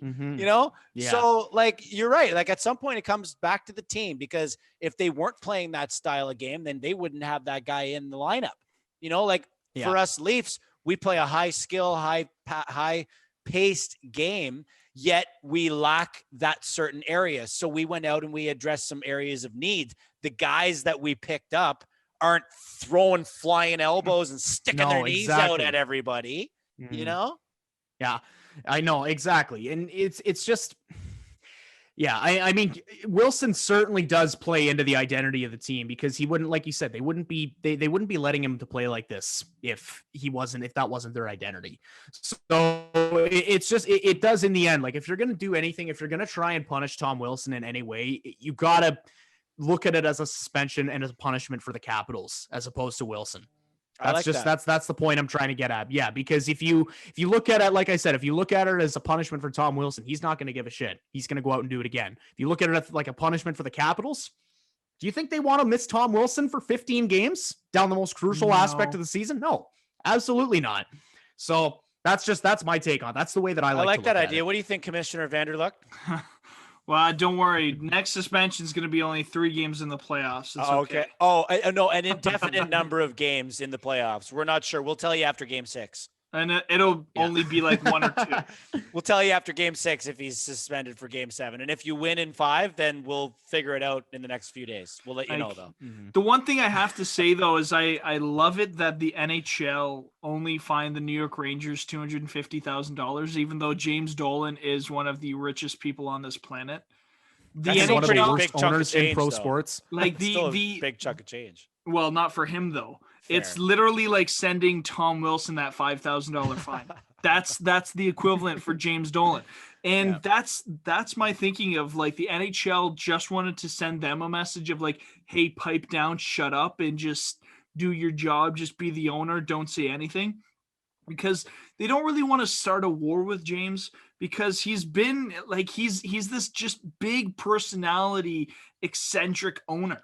Oh, he will implode the Rangers in a heartbeat. He will explode it. Have you seen the Knicks for 20 years? They're finally good, and now he doesn't know what to do with himself. Yeah, he can't have 2 good teams at once. He's like, wait a minute, I own the Rangers? What the fuck? Man, Who do I call? I need to fuck these guys. I'm writing a statement right now. Dear fucking Gary Bettman. You know, the guy's got no spare time. Sitting there with his feather and ink, just crafting up the happiest people in New York, Manhattan right now are the New York Knicks executives because they're like, boys and girls, we finally got rid of him. We finally got rid of him. He moved on to the Rangers. Shh. No one text him. No one call him. Just ignore everything. Lock the door and turn the lights out. Log out of the group chat, boys. He just fired JD and the whole bunch there. Gordon's done too. Speaking of that whole Davidson and Gordon getting fired situation, I saw a hilarious tweet. I don't remember what account it came from, but it was this guy. I think it was actually Active Stick, the Oak Leafs. On Twitter. That's a good follow. He's a good follow. Yeah. And I think it was him. But he tweeted saying something along the lines of, I just broke up with my girlfriend and I just found out that she was cheating on me. But that's not the reason that I broke up with her. That's basically what the Rangers did with Gordon and Davidson there. I just remember Gordon being this like holy GM. Like when he was first with the Rangers, like everyone was like, this is the Messiah. He's going to fix the Rangers. Dude, he did a great job. He's been doing a great job. Like they went, I think they went from like 28 or 26 to like 14th, and they're stuck in a shitty division. And then you've got James Dolan saying, fuck you. Well, Dolan says the team underachieved. Drury is announced as the fucking god of New York 5 minutes after everyone else got fired.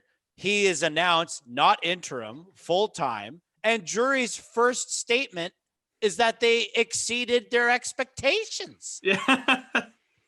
Like, what's going on here? What page are we on, boys? Like, maybe a little fucking T-bomb from JD to tell me what's going on here. So how about this though? Okay, so I'm wondering if JD and Gordon didn't agree with what Dolan was saying for that statement. Like they were like, "Oh, 100%. We don't agree with this," and then Dolan's like, "All right, see you later, bye. Yeah, pack your bags, pack your shit." Clean out your offices. You're done here. If you don't support this franchise, you're done. I'm telling you, it's probably not that different from any of Eugene Melnick's recent, firings or people quitting. No, I mean on the executive level. Well, like even with players though. Yeah, but he fired people, and then people also were like, "Bud, I'm out. Yeah. Like, don't even pay me. I'm out of here." So hey, I wasn't going to. I think it was kind of the same idea, right? Like they were sick of what he was doing, and that statement drove them over the line. And they said, like, we are going to release statements. This is me speculating, but like we are releasing statements that say we have no part in those things. And in that statement that you release, and you can't do that. You can't have your team president and your general manager make a public statement that they weren't aware of the team's statement. Right. Like it would have been a disaster. So then they were fucking fired. Like it's like, James, we don't agree with the statement. Okay, you're fired. Yeah. You can't fire me. I quit. No, you're fired.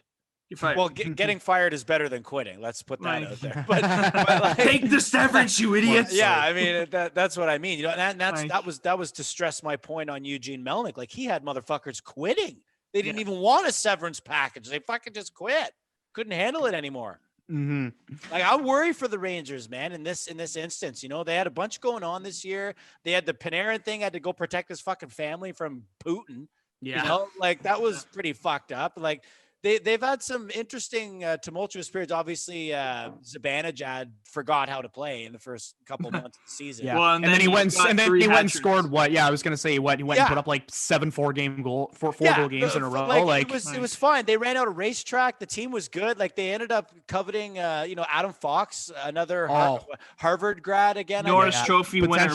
Potential Norris winner. Edmund's gonna win it because it's a popularity contest. And they extended the bread man. Like Gordon extended the bread man. Like, man, oh man, that's a tough way to go. That's a real tough way to go. He definitely fell on the sword there, and he shouldn't have, because he's done a great job with the Rangers.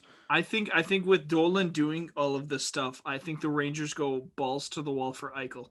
I think they're all in on Eichel. Overpayment coming? Oh, big one. Who do you get rid of? That's a big payment. Kako, and then you give up a couple draft picks. You give up a goalie. Buffalo needs a goalie. They need forwards. Then what though? Like then all your depth is gone, and you have no draft picks. And you haven't even made the playoffs yet. You got Eichel. You got Zibanejad. You got this. You got that. Mark and I talked about the possibility, and this is a discussion for another time, but we talked about the possibility of Buffalo caving and trading Jack Eichel, and I just went on record and said, regardless of what Buffalo gets back for Eichel, it's going to be a loss of a trade. Like they're not winning any trade for like getting rid of Jack Eichel unless you get like 4 Jack Eichels in return. Like, Eichel's a superstar. Just the fact that Eichel was supposed to be the return of the tide in 2015, he was supposed to be like what Matthews was for us. And 5-6 years later, and they're talking about trading him. It's like, I don't know how you win that trade, dude. I'll tell you how they win it. Okay, change. The team is a joke. The team is where we were. Before we stopped being a joke, you know. When they drafted Eichel, I thought that was going to be the birth of the Battle of the QEW. I thought the Leafs and Sabres are going to be neck and neck as rivals. Yeah, it didn't happen. Like I'm not saying that the Sabres are going to be a better hockey team without Jack Eichel. Like clearly that's stupid. I'm not going to say that, but I think you guys could agree. Like you've been watching hockey for a long time. Sometimes change is good, and if you move a player out.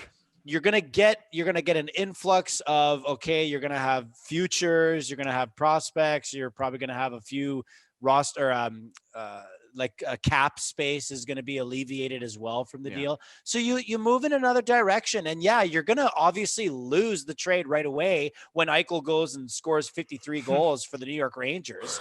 But moving into the not so distant future, maybe in 3, 4, 5 years, you start turning a fucking huge corner, and you can now look back and say trading Jack Eichel was what got us here. That's actually a really good way of looking at it. I never considered the Colorado Avalanche Nordiques, the Nordiques situation with Philly, with Eric Lindros.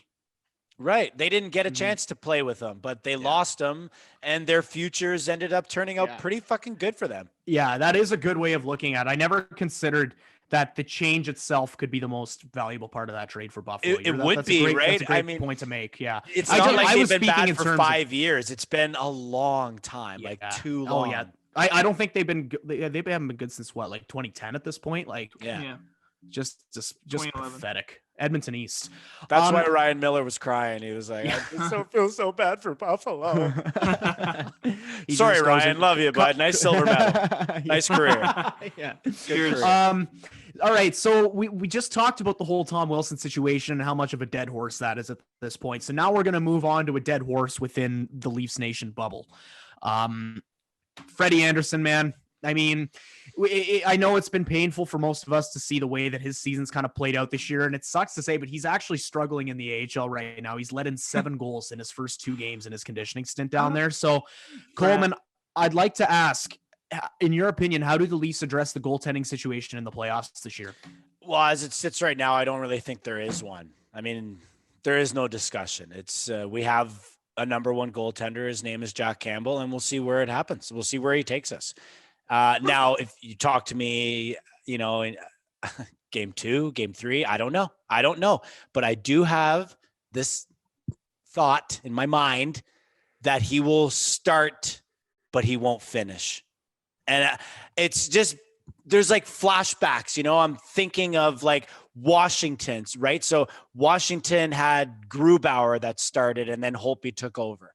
Pittsburgh had who started and then Fleury took over, or was it the other way around? Fleury started. Murray was the poster boy for them that year. He was on that crazy. And then I'm blanking right now. There was another one very recently where a goaltender started and then they switched and they ended up being, Stanley Cup champions with the other guy. So not Binnington, saying St. Louis or Binnington, that started a while before the playoffs. No, that started before January. No, not Binnington. There's a third one. I can't whatever. I'm not going to get stuck on it, but there were nice examples of, okay, here's our guy. It's Vancouver it's had that with Demko and Markstrom. Demko was able to take over a few games, and Demko looked unbelievable. Yeah, I don't know if that playoff run was significant or not, though. They only made it to the second round. So yeah, like the tandem goaltender is becoming a much more prominent attack of the way teams attack the goaltending position. I mean, long gone are the days of Marty Brodeur starting 64 games and shit. It just doesn't happen anymore. You got a 1A and a 1B. And I think that could potentially work in the playoffs as well. But ideally, you'd like to have a guy in the groove that's feeling great. So I have a feeling that the Leafs will start Jack Campbell, and that's not the feeling. I think that's obvious. We're going to start Jack Campbell in game 1, and I'm not too sure how long it'll take before, maybe Jack's being a little too fucking hard on himself. Like, we've seen it, boys. We know that about him. Everyone, likes to stroke him off about how nice of a guy he is and stuff, but he is so hard on himself. I don't think that that's a good thing. And when the playoffs happen and everything is multiplied by 1,000,000, he is going to be so hard on himself. And we call Fred a mental midget. We might need Fred if Jack suffers a little bit and beats himself up over it.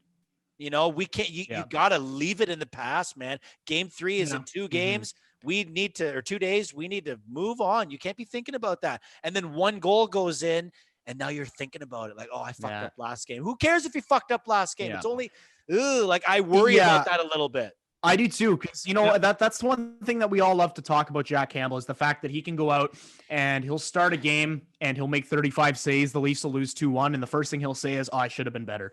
Should have given my team a better chance to win." And initially, I kind of laughed at it, like, "Oh, Jack, you're just such a nice guy. Like, can you get any nicer?" But at this, like, as he did that more and more, it was like, "Okay, buddy, you got to have some confidence in yourself. Like, this is get bad." And to his credit, I think he is starting to improve a little bit on that front. There was a game, I can't remember which one it was. It was one of the games during his weak little stretch after his 11-0 run. I think it may have been against Montreal, but he let 3 or 4 goals in.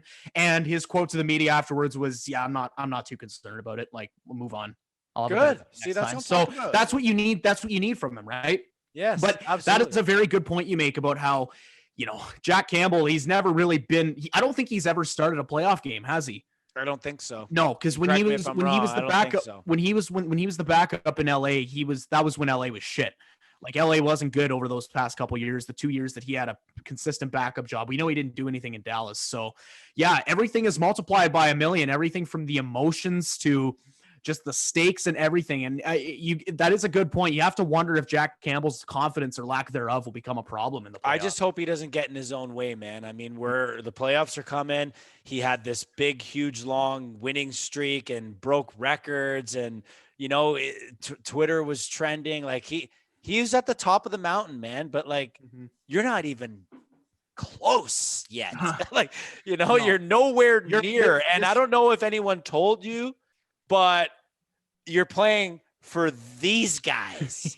Like, okay, it's not just the Stanley Cup playoffs in fucking Nashville and don't get me wrong, Nashville is a great city, but like, they're not going to go on fucking Twitter and tear your wife down if you have a bad game. Like, these guys will. So like, you better get ready, man. Like, oh yeah, you the one thing I find the one thing that I find really interesting is that you got Jack Campbell, who puts the mountains of pressure on himself, and then you also have Alex Galchenyuk, who puts like planets of gravity.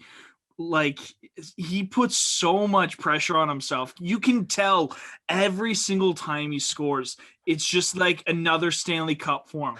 It's crazy. There's not too much gravity on planets, Marka. Well, whatever. BC, I don't know. I'm joking. It's interesting that you bring that up, Mark, because like, as it relates from a skater to a goalie, would you agree that I'd much rather see someone be really, really hard on himself if he's a skater and not my tendy?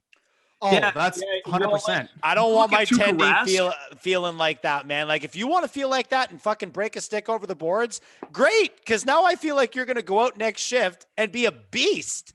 But like, if my goalie is kind of like, oh, woe is me. Tuukka Rask throwing a milk crate. Yeah. Oh man, I'll never forget that. Tuukka Rask he's probably a black belt in embarrassing himself during tantrums. Man. Dude, I think it was that same clip. He went and he tried to slam his stick into the boards and he wiped out in the process. He wipes out. Yeah, he wipes out. But listen, like, you need cold, you need ice in your veins, okay? You need like Jordan Binnington. This is my playoff face. Even though Jordan Binnington's a little unhinged right now. Yeah, true. But so, like on his run, Patrick Waugh kind of thing. Terry Sawchuk a little bit. Well, yeah. Well, those guys were crazy. That is but they weren't beating themselves up. They were beating other people up. Yeah. Ron Hextall. That is a great point you make, though, Coleman. Like, there's a fine line between having a lack of confidence as a skater and having a lack of confidence as a goalie, because honestly, there are tons of goalie apologists out there. I'm one of them. I usually don't like to strictly rip on the goalie because they have so much goddamn pressure on them. And last line of defense. They are the last line of defense. And that just that kind of ties me into my next point. Like, that's just the way it is. Like, you can make all the excuses that you want for goalies. And I'm going to fully admit, I do the same thing. I made excuses for Freddie earlier on this year. I made excuses for Jonathan Bernier when he was fucking letting in goals from the other zone. Garrett Sparks. I made everybody. Like, I've made excuses for probably every single goalie, but in the end, you can't ignore the fact that the goalie is the last line of defense. And if the goalie lets in a goal, then they failed at their job. That's just how it is. And you can't have a guy sitting there beating himself up and getting into his own head and letting that kind of seep out into his play on the ice, because if the goalie starts to falter, I mean, we saw it. We've seen it happen in the playoffs. You're fucked. You're fucked. You are. Like, you're fucked. There's no other way to mince words. Like, you can't mince words no around chance. this. You're fucked. Yeah. Like, when you go out on a shift, if you do something wrong, it's not 100% that the puck is going to go in your net. Yeah. You get to skate back to the bench and be like, whoo, get some water. Am I ever glad that didn't end up fucking up? Did you see what I did there? Yeah, that was pretty funny. Okay, but if the goalie fucks up, it's in. Yeah. Do you think Jack Campbell, if Jack Campbell lets in a stinker in Game 6 overtime in the first round this year, do you think he's going to be skating back to the bench cracking jokes to his teammates? Well, obviously not. No. No, for sure. But exactly. my point is that what you were saying before, I'm just mostly echoing your sentiment. Like, it's a very fickle position. There's so much pressure on it. And even like myself, I picked it up later on in my life recreationally, just for pickup hockey, just to get in there and have some fun, because I always wanted to try it. And now I play just for our pickup. And we're eating wings and drinking beers after, and the boys are like, hey, yeah, Coley, I got 2 on you tonight. And I'm like, yeah, but I stopped you like 6 times, 7 times. Yeah. You got 2 out of 8. Like, but you're chirping me over wings because you buried 2 on me. Yeah. But what about the other 6 that I stopped you? Like, we just don't talk about those. Same idea with the goalies. Okay. He fucked it up. He let it in at a terrible time. Worst goal ever. But he had like 7 saves that were so good. It should be 6-0. It should be 6-0. But now it's 1-0 because of that bad one he let in. Like, what? Exactly. What a position. That's fuck. And that's the toughest part about being a goalie, is like, you can have the best start of your life and it'll all immediately be pushed to the side and brushed off if you let in one bad goal. You lost the game. You lost the game. You did. Yeah, I made 48 saves. Just look at okay, so a perfect example I have right here. Let me just pull up his stats to verify this. Give me 1 sec here, boys. I'm sorry. Okay, so Coleman, as we're buffering in between this, we see that Engvall has got goals in 3 straight games. Come time for game 1 of the playoffs, does he come out for Riley Nash? Does Riley Nash see the ice for the Leafs? I've been hearing a lot about this Riley Nash, man. I'm not overly familiar with his play, but I do know this, like the style that he brings. And I think that's going to be a massive boost for the team for a long playoff run. Okay, he's not going to score all these goals. He's not going to have a bunch of shit. Oh, Riley Nash, remember when I told you? Like, it's just a good option. Yeah. Like, he's a good option, and I think he's a very viable option. I'm really looking forward to actually seeing him slot in. So I was actually interested to ask you guys the same thing. If you thought that he was going to be in the lineup, because I've heard some people say that, like, basically he's a lock. Like, he's a lock already in, as long as he's healthy come game 1. I firmly believe he's a lock. But before I expand on that take right there, I just want to, before we stray too far away from Freddie Anderson, I just want to bring this up right here. So Freddie Anderson in last year's 5-game series against Columbus finished with a goals against average of 184 and a save percentage of 936. Yeah, what's wrong with that? Those are good stats. But then, do you think people remember him for that? Do you think they remember him for the goal he let in on Liam Foudy in Game 5? That seeped under his pad. I mean, anywhere on that graph, does it show you what his save percentage was from pucks that shouldn't go in? Because it was 0 in that game. And that look at me. I just told you right now how I feel bad for the goalies and how you can't be too hard on them. And here I am fucking kicking him when he's down because he lost the game for us. That's the whole point that I was trying to make right there is his stats look good. But we just said, if you stand on your head for a game and let in one bad goal, people are going to remember the bad goal. They're not going to remember the rest of the saves, and that his stats throughout that playoff run are a perfect indictment of what people remember. People remember that goal that Liam Foudy scored. They don't remember his 936 save percentage in those 5 games. The gravy on top of that stat that you pulled, as it relates back to just me getting some gear and having fun with my friends at pickup. When I go there and play, the only thing that I care about when I play for that 1 hour of pickup is no bad goals. 0. I try my hardest to not let in any bad goals. If somebody comes in and they, boom, shelf, I'm like, fuck, that was a nice goal. You know, like I'm not a goalie and that was a nice goal. Yeah. But when someone comes in and they look off and then they just shoot, oh my God, that was so bad. Like that was so bad. And I know it was bad. So I think goalies know that, man. Like they know that. Doesn't matter if I fucking make every goddamn save in the world. If you shoot one, you let in one squeaker. Yeah, I'm one terrible. Squeaker through the 5-hole. Yeah, that's all you're going to be hearing for the next 48 hours. That's right. So now moving on to the topic we were just about to tackle there on Riley Nash. I personally think he is a lock come playoff time. And the reason I say that is because what team did he play for in 2019? The Boston Bruins. What team did he play for in 2020? The Columbus Blue Jackets. Wow. You can't beat him.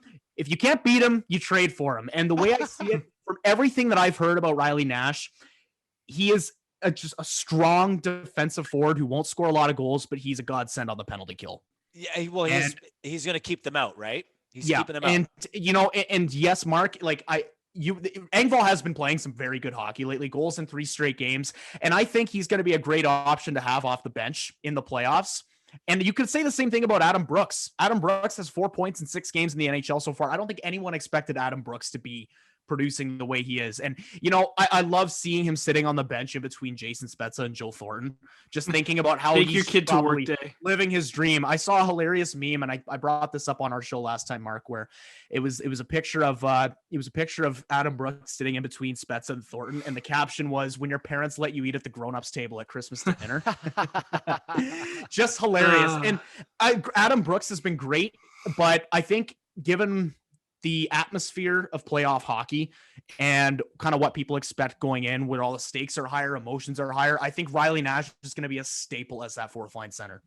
Yeah. You know what? It's really interesting. Like I guess I would have known that if I thought about it, but what you brought up is just so incredible that he's played against the Leafs in the last 2 times that they have failed to advance. So yeah, I love that. If you can't beat them, fucking trade for him. Yeah. I mean, thing. Okay. So the big thing with Riley Nash is that he's also a right shot center. And that's apparently huge for on the draws somehow. Okay. So I don't know. That's the lack of NHL coaching scouting reports I have, but apparently being a right shot on center is a big deal. Well, I think it would be because the majority of top centers in the NHL are lefties. So, it's like strong versus strong sort of thing. Yeah, by virtue of that, you have options, if you're going up against a left-handed Crosby or a left-handed Matthews, right? Or a left-handed McDavid, the list goes on.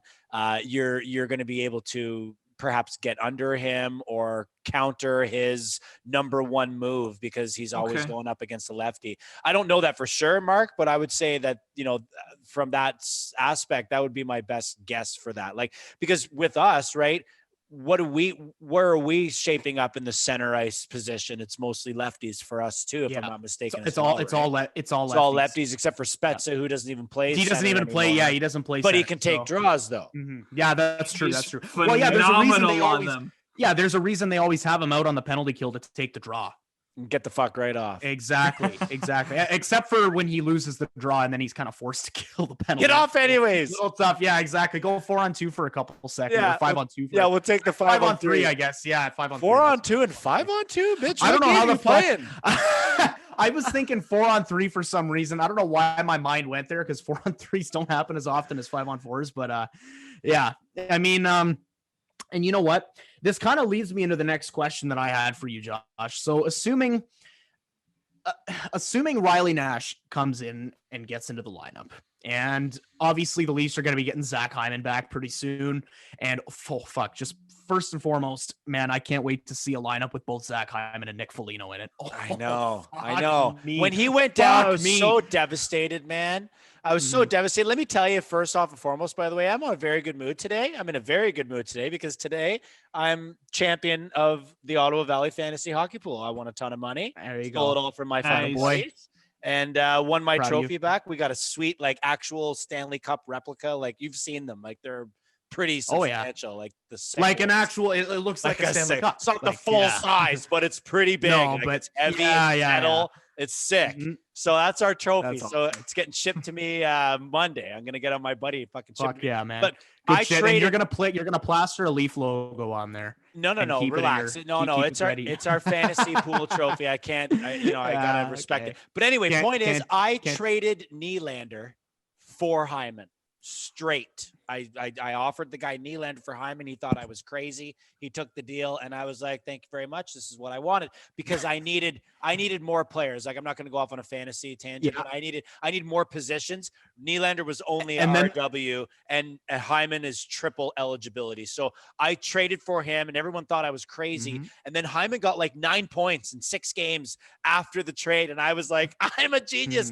And then he got hurt. And then he got what is affectionately known as Coleman 19. Yeah, it's true. Came down with a case of Coleman 19. I was good with that this year. I was good with that this year. Yeah. Hyman is the only example. Any injury problems, and guess what happened? I fucking won the league. Wins the league. No injuries. Wins the league every other year. Trades for players and they get injured. It's just terrible. Yeah. So to allude to what I was saying, assuming Zach Hyman comes back. Well, I'm not assuming because he will come back. So getting Zach Hyman back pretty soon, and they're going to have Riley Nash in the lineup at some point. I'm assuming. I can't imagine Dubas traded for him just to waste a good defensive center on the bench. So you have to imagine he's going to be in the lineup for game 1. So who comes out of the lineup? And I've started to hear rumblings that if anyone, it might be Alex Galchenyuk. And I don't know if I agree with that, because like the minute, but the thing is that the minute that Galchenyuk, I guess I'm assuming he probably heard people, he probably pays attention to the media and Twitter and saw people saying he might be the guy out. He's actually been producing lately. So do you think Galchenyuk? What's wrong? I was just going to say, what's wrong with having people like ready to go? Nothing. I was just going to ask your opinion on that. Do you still think Galchenyuk's the guy to get the yank? I mean, I don't know. I know we always want to speculate because it drives conversation, and the playoffs are coming up, and who's playing and who's out, and that's all fine and well. But really, I don't care. If Galchenyuk being out, or a Nash being out, or Engvall being in, or Joe sitting down, or I don't care. We're ready to go, and we're better than all the teams. Like, not all the teams. We're better than these teams that we're going to face. I guess it's Montreal. It's our, right? Yeah, we're better than Montreal. We're better than Winnipeg. We're better than Edmonton. Fucking bring it on. And then once we get to the conference finals, we'll see who we stack up against. And I'll take 7 games against anyone. You know? Yeah. So let's go. And if it really is going to matter that much that Galchenyuk or Engvall or Brooks or Thornton or Spezza are going to be in the press box, you ain't going all the way anyways. So play your game one lineup, promise a guy that he gets in. You know, maybe you put in this guy and you say to the other guy, listen, man, you're going game 2. I don't care what happens. It's a great problem to have. And then he goes game 2 and you, it's just a great problem to have. Yeah. I think Joe Thornton, I don't think is going to see the pine at any point during these playoffs. I'll go on record and say that right now. I mean, unless he starts faltering to a point where he's actively fucking over the team and he's causing plays. He becomes a liability. Yeah, that's the word I was looking for. I can't see Joe Thornton riding the pine. He's kicked it up a notch lately. I think he just fresh off, I think it broke yesterday, but he was fresh off an 8-game point streak. And he's just, this is jumbo. This is playoff jumbo we're starting to see. And we're talking about the 41-year-old league legend that is in the hunt for his first ever Stanley Cup. And he's making league minimum. He came here, he's in Toronto, and I just can't imagine. I can't imagine there's any way that he'll be on the bench. This is as much for Joe as it is for the Leafs. Mark, I know you love what he brings to the table. Hey, man, that guy's chippy out there now. I love it. I love it. So I just remember at the start of the season, there's a lot of people bagging on the thought of Joe being on the first line. And to me, it's like, he's a skill guy. Joe is Joe. We know what he can do on San Jose. We know what he can do on Boston. Like, you give him good players to set up, and he's going to be Joe. You give him Matthews, you give him Tavares, you give him Nylander, you give him Marner to play off of, he's going to be Joe Thornton. Now, obviously he's lost a step. The dude's like 50 million years old. That just happens with hockey players. But if you allow him a chance to help your team, he's going to help your team. Now, with that said, obviously he's not going to be taken out of the lineup for game 1. That's ludicrous. Keefe won't do that. He's not Babcock. The guys I think might be taken out are Engvall for sure. 100% Engvall's out. He's out. There's no debate on that one. Like, you guys, if either of you disagree, you're wrong. And that's okay. You're allowed to be wrong. But then the one guy I wonder who might be taken out is Kerfoot. I'm a little curious about that one because it's his fit. I'm not very happy with his fit. But if he's in the lineup for game 1, that's fine. That's great. He just sucks on the draw. He's absolutely terrible on the draw. So that's the one thing I think that Keefe needs to protect Kerfoot on the draw a little bit. With that said, though, Galchenyuk, I think he should be in game 1 because if our opponent's the Montreal Canadiens, who better to put them out than Alex Galchenyuk? This dude is going to be running at 1,000,000 miles an hour just to put an end to the Habs and say, you guys messed up. Who's he playing with? Well, he's right now slated who's he playing with game 1? Oh, game 1, Tavares and Nylander. Right? Give him the opportunity to put him out. Where does Foligno go? Third line or first line. Okay, so where are we at? It's the flip-flop. See what I'm saying? Like, where's Hyman? Flip a coin with Hyman and Foligno. Either one works in the 1 or 3 line. Either of them works because then for the first line, you've got Hyman, Matthews, Marner. Beautiful line. We know that works. And then the third line, you'll get Foligno, Kerfoot, and Mikheyev. Beautiful line again. That's great. Or you get Hyman, Kerfoot, Mikheyev. Great line. We've seen that work too. And then you get Foligno, Matthews, Marner. We've seen that work. It works pretty well. So I think that's the flip of the coin. Whatever you need out of a line is what you go for. And it's a game situation. And then I think I would love to see a line of some sort of composition of Hyman, Foligno, and Mikheyev. I know that's probably a little too much, but that would be so much. I'll go on record right now and say that if that were to be a line, it would be the best checking line in NHL history, hands down. Yeah, that line would break Twitter. Get better than that. That line would break Leafs Twitter. Hyman, Mikheyev, Foligno. Let's go. Can I just also go on record and say that if Mike Babcock was still the head coach of this team, would he absolutely, am I wrong in saying that he he would fucking bench Joe Thornton in Game 7 of the Stanley Cup Finals. Probably. Yeah, if they got there, absolutely. He would. He'll be like, and he dressed someone like fucking, I don't know, Kenny Agostino in his place. Well, like, okay, so like, for the defense though, and Matthews would get 17 minutes. Oh my gosh. Yeah. Matthews would get 17. Riley Nash would get 15. I want to talk about the defense though. Okay. We've got Morgan Riley, TJ Brody, Jake Muzzin, Justin Hall, and then that third parent. What is it? Is it going to be Ben Hutton Bogo, or is it going to be Dermott Bogo? Is it going to be Sandin Bogo? There it is. Well, is Bogo even going to be back for the first round though? Assuming he is. Yeah. All right. Assuming he's back for the second round, but just a hypothetical. What's that third pairing so he's look not like? even going to be there for the first round. I think he's questionable for the first round, but for sure the second round. Yeah.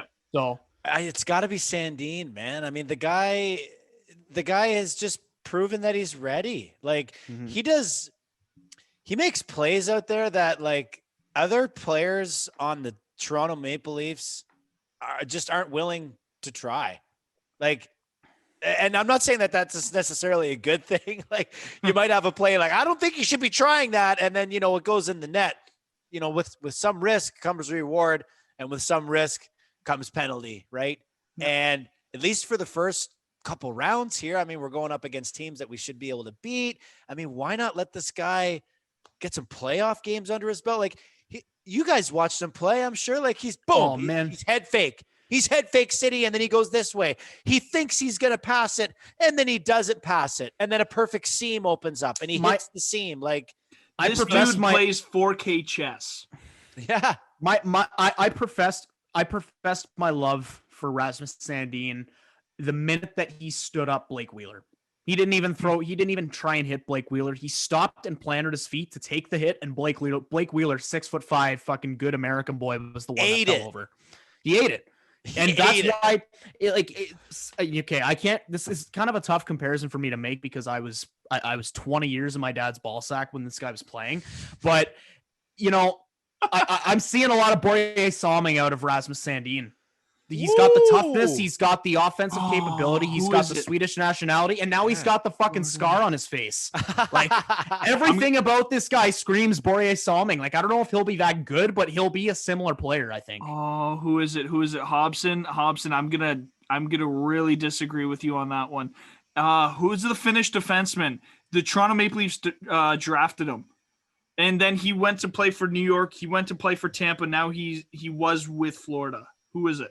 I'm thinking Anton Strawman, but he's Swedish. Strawman. There it is. He said Finnish. Sorry. Yeah, I thought he was Finnish. He's Swedish. I was going to say Aki Berg. Oh. We need Aki Berg for this playoff run, boys. Guys, that's who Sandin reminds me of. Nobody. Sandin is Strawman 2.0. Does Strawman have the scar on his face, though? I don't know. Maybe. Exactly. No. But like the thing is though, like Strawman in his peak, this dude was touching like 25 minutes a night. Like, and then Sandin has the same ability. Sandin will eat 30 minutes a night and look like he's he's not even breaking a sweat. He looks comfortable, man. He does. And you know what? Coleman, just to feed off of your point about how it has to be Sandin starting in game 1, I think the most telling factor there as well is the fact that what does Travis Dermott really do for this team that Sandin can't do? I don't like Dermott, so it's not going to be a not good the guy to ask about that, eh? Keefe doesn't. I don't like him. I think he's Jake Gardner 2.0. Yeah. With less offense. I felt, and I said this for a long time as well, from when we first had Dermott, I thought, you know what? This kid is going to be our replacement for Jake. And I said at that time that he would be Jake Gardner 2.0, but I meant it in a good way. Yeah. Like you meant like our 2.0. Yeah, like the better version of Jake Gardner, because we're not teaching that old dog any new tricks, So let's get Dermott in here. We can mold him. He pivots, like he skates like Gardner. That's why, he kind of skates like him. Yeah. And I was like, man, he's mobile, likes to throw his body around. He's not the biggest guy, but he likes to throw his weight around. I was like, we could work with this, And then it just turned into nothing.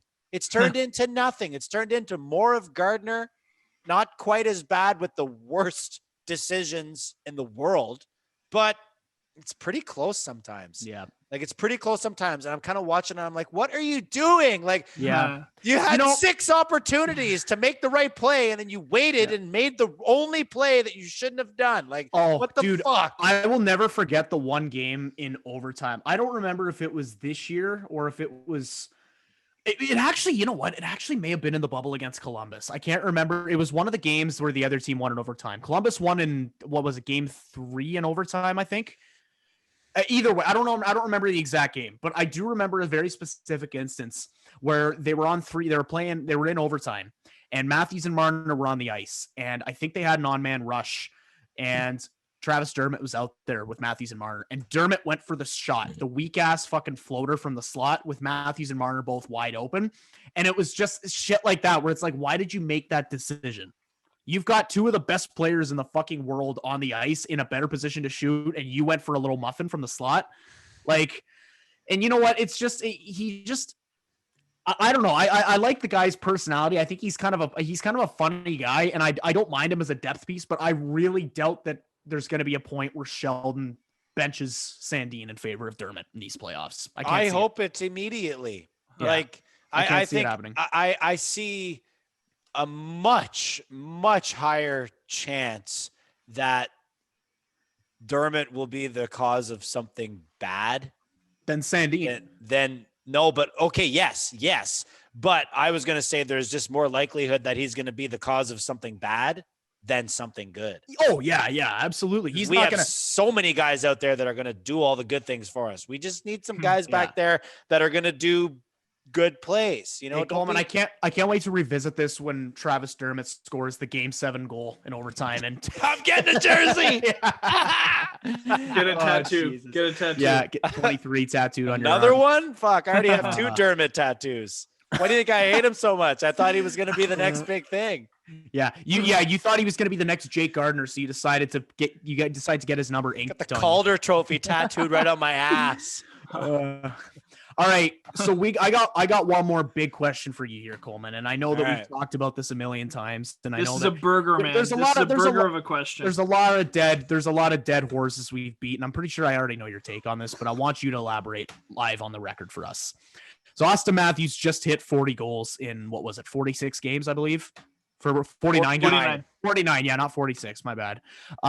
Is it safe to say that he is the greatest Leaf of all time already? Oh, he's the greatest Leaf of all time. Yeah.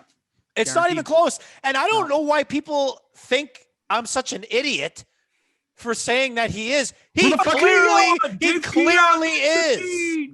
Like, he clearly is the best. Who is calling you an idiot for that? Fucking Grant McKegg? Like, well, I mean, lots of people, right? Like, I mean, so many people want to, like, it's nostalgic people, right? Like, everyone want to say, like, oh, this guy and that guy. I'm sorry, bro, but, like, let's go back in time and take current Connor McDavid back to 1978 and give him those old rickety fucking skates, and he will whoop Wayne Gretzky's ass. It won't even be close. Gretzky will be like, what the fuck just happened? You know, like, that's what, and that's no disrespect. It's just different eras, man. It's just a totally different game. Yeah. And guys, you know what? Actually weightlifting and having nutritional plans. He's just, he's so far and away the best hockey player that has ever played for the Leafs. And you know what? Close. The thing is, I think that the other part that really supports this point as well is if you look back at the greatest Leafs of all time, the Leafs released their list during the 2016-17 season of their top 100 of all time. You remember that? Yes. Do you remember how number 1 on that list was Dave Keon? Yes. So are we really? So if it comes to this, we're asking, is Austin Matthews better than Dave Keon? Yes, he's absolutely. But wasn't that like greatest? It was. I think it was the. Yeah, JR was on there. You know what I'm saying? Because there's being great, and then there's being the best. And I always say that. Okay. I always say that Wayne Gretzky is the greatest, but Mario is the best, you know, but bingo. That's kind of over though. That's between those two guys. Like, I think Mario was just a better like hockey. Mario stays healthy. It's over. Player. I think he was a better hockey player, like better at, you know, skating and shooting and better athlete. You know what? Sure. But Wayne was just great. Like everything he did turned to gold. But if I needed a goal, I would want Wayne to pass her over to my boy Mario over there, because I know he'll put that thing in. Yeah. And you know what? The point that I was trying to make, bringing up that whole Dave Keon thing, if you look at the Leafs all-time best players, they don't have a Gordie Howe like Detroit does. They don't have a Bobby Orr like Boston does. They don't have a Rocket Richard or John Beliveau that Montreal does. In terms of longevity? Yes, well, longevity and just like an overall like legendary player that you would put at the top and compare into that group, right? Like he's like, and I think Austin Matthews has the ability to be that for the Leafs. Oh, absolutely. Like if you're looking at him right now, and you know, Mark, you brought up yesterday to me that he's on pace for a 66 goal season over a full 82 games. What would he hit 66 over a full 82? Who knows? We'll never know what could happen over those 30 games that we're missing out on next year at least. I think so. And if you look at that and you look at the fact that he's only 23 years old at this point, we're still 4 years removed, or 4 or 5 years removed, whatever, from Matthews' prime. So we're sitting here witnessing greatness. There's no other way to put it. Well, I mean, easy on the prime thing. I mean, like, it's not. I think years ago, yes, you were not in your prime until like your mid to late 20s. You know, in this day and age, I don't think you're ever going to be as good as you were at something this athletic and this demanding of your body.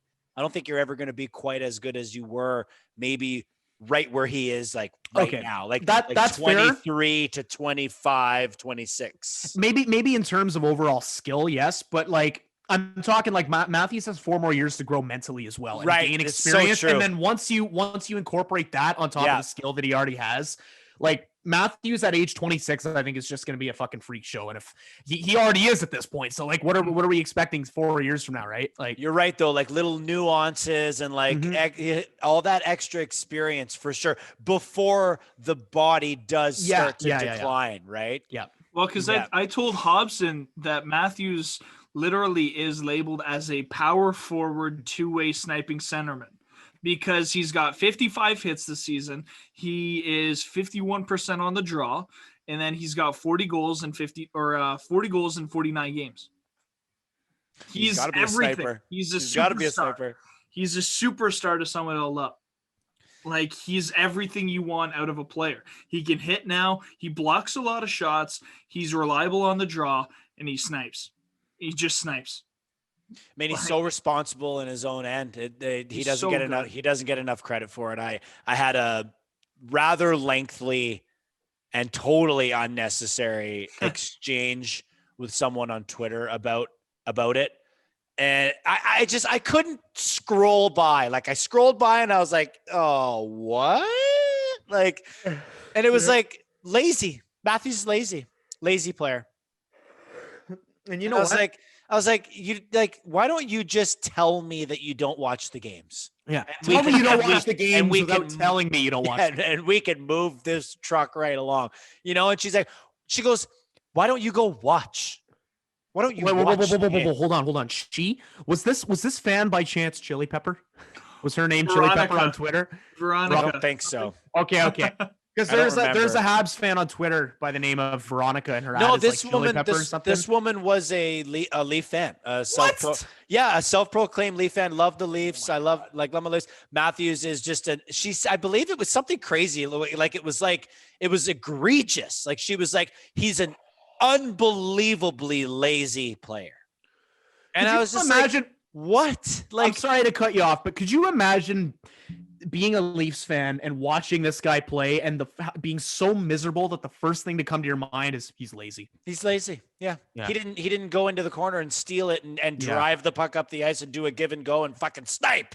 Yeah. Oh wait, yes, he did. Yeah. That's what he does every night. Like that's what he does every goddamn night. Bats it out of the air, fucking snipes it. Like it's just crazy, man. He spent so much time below his own goal line. She cherry picked a video in overtime where he was out of the play and they scored. And she's like, if Matthews skates harder, the Leafs don't lose that game. And I was like, that's Matthews' fault. Bitch, be gone. You know, like I don't have time for you. Like you are not making any sense. I'm not being mean. You just aren't making any fucking sense. You know, it's been a long time for me personally since I got into a heated exchange on Twitter or Facebook like that, because I've come to the realization that if someone has a take that's stupid, you're not going to convince them. So don't bother taking it. Don't bother taking an hour out of your day just pissing yourself off because you're trying to fit a square peg into a round hole, right? It's true, but I do the Lord's work. Having said you do, and what I was just going to say is, having said that, you done? You good, Mark? Like the stupidity makes me want to vomit. Yeah. I'm sorry. It's crazy. Where I'm at this point is I don't ever sit down and like actually try and educate these people anymore. I just like pointing out how fucking stupid they are. Like I'm gonna shout one guy out. I'm sure you've seen this clown with 3 first names in every TSN comment section. Paul Michael Arthur. Don't give this guy. You're giving this guy infamy. He's not listening to this though, so I don't give a fuck. He's the guy that he's trying so hard to make the word wilted leaves. The wilted leaves. Buddy, you're so unfunny. Just shut the fuck up. So that's like I think I responded to one of his comments a couple weeks ago. He posted one of his typical fucking massive paragraphs, and I just said the only embarrassment here is you having 3 first names and thinking your opinion matters, bud. Like shut the fuck up. Every time I do see his post, I just always comment how many minutes it was. No, I shouldn't say always. He may have blocked me. It's been a long time since I had any interaction with Paul Michael Arthur, whatever his name was. Fucking 3 first name. Yeah. But like every time it'll be like, Leaf post 17 minutes ago, and then like 15 minutes ago it'll be his novel. So I'll be oh man, that rat fuck was in there in 2 minutes and he had to type it all out. So he was probably waiting. Keyword, Toronto, second word, Maple, third word, Leafs. Like the guy can't get enough. So that's what I like to do. Like, hey, took you 15 minutes. I know. Well, that's what it comes down to in the end. It's just like that. You're not going to convince these guys. You might as well just bully them. Bully them and just point out how fucking stupid they are. That's all you can do at this point. I used to be less on side back in the day. Like I was, I was a little bit more risky. Mark had to make a full-on new Facebook account because Bill Bassity looked like a fucking scrotum.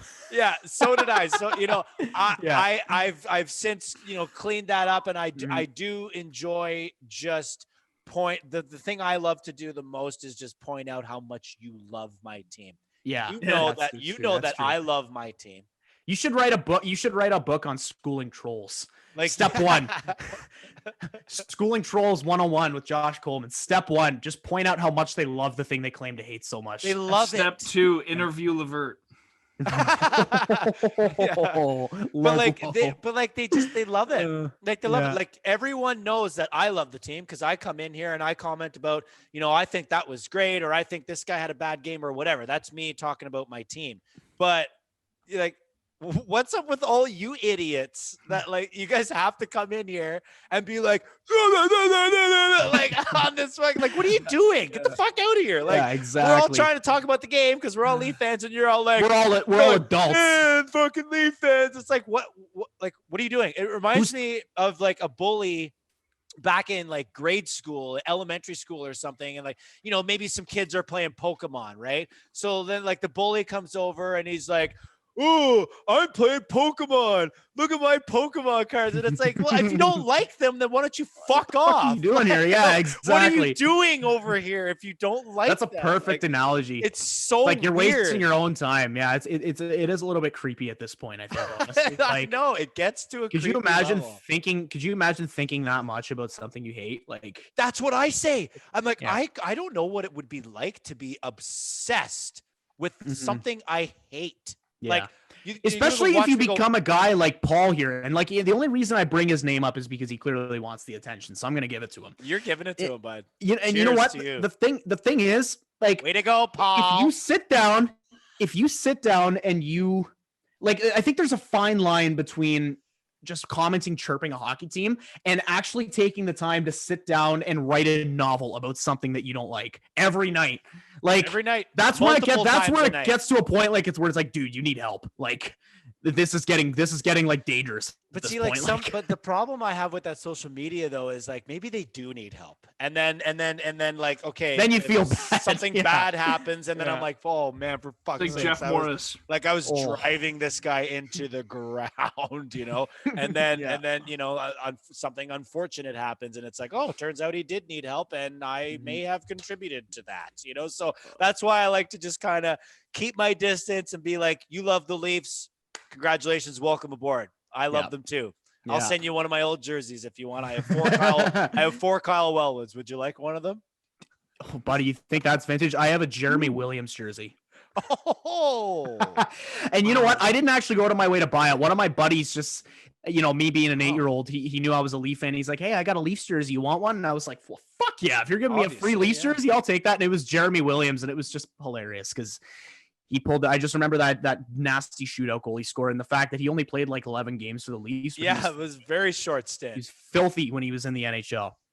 All right, well, Coleman, I think it's safe to say that this has been an absolutely electric conversation with you, and it was a great honor for us to bring you back for a second time on the Shanaclan podcast. Hey, man. Now, before we cut you loose here.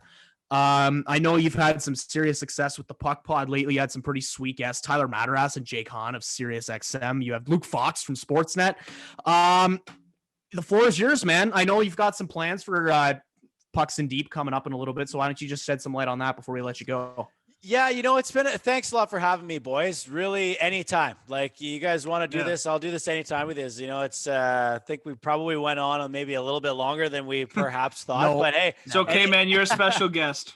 Anytime, man. I'm happy to do it. As far as our podcast is concerned, you know, it's been tough, man. I'm sure, as you guys know, like, we're living in Ontario. It's probably the worst place in the world to live right now. I can't even golf is illegal to play. Can't even golf, you know, but it has created some adversity. It's created some difficulty between, you know, Lesko and myself being able to, you know, record remotely. You guys got a great setup here, I got to say. I mean, you know, maybe it makes me want to, you know, talk to Lesko about doing it that way too. But I kind of said to him, like, listen, man, I need personal. Like, I not right now with you guys, because I'm just chatting with you guys and it's fun. But like, if it's my show and I need you here. Like, I need you here so I can look in your face. And you know, I know exactly what you're saying, because as much as Mark and I have been able to pull off this whole Zoom thing, like, it doesn't compare to going down to Niagara College and sitting in their high-tech studio and recording down there. Of course not. It never will. You know, and those are some good times. Yeah. I think by virtue of that, you know, we haven't been recording as frequently. We did line up a couple of pretty sweet guests. I'll keep them under wraps for now because we haven't talked to them yet. But Leaf fans are going to love one of them. Everyone will know who it is. It's not a player though, but a pretty sweet get. I just got to talk to him again though, because, you know, I said, listen, man, we'd love to have you on. He says, yeah, I'll come on. I'm like, great. You know, and I don't know when though. Like, you know, we're locked down. I said, we don't really want to do a 3-way remote. Like, I'm here, you're there, and he's there. Like, you know, because if we're trying to do an interview, like boys, let's say I was Sheldon Keefe and you guys booked me. Like, fuck, you guys want to be together, you know, so you can be like, am I asking this? I'll go. Okay, I'll go.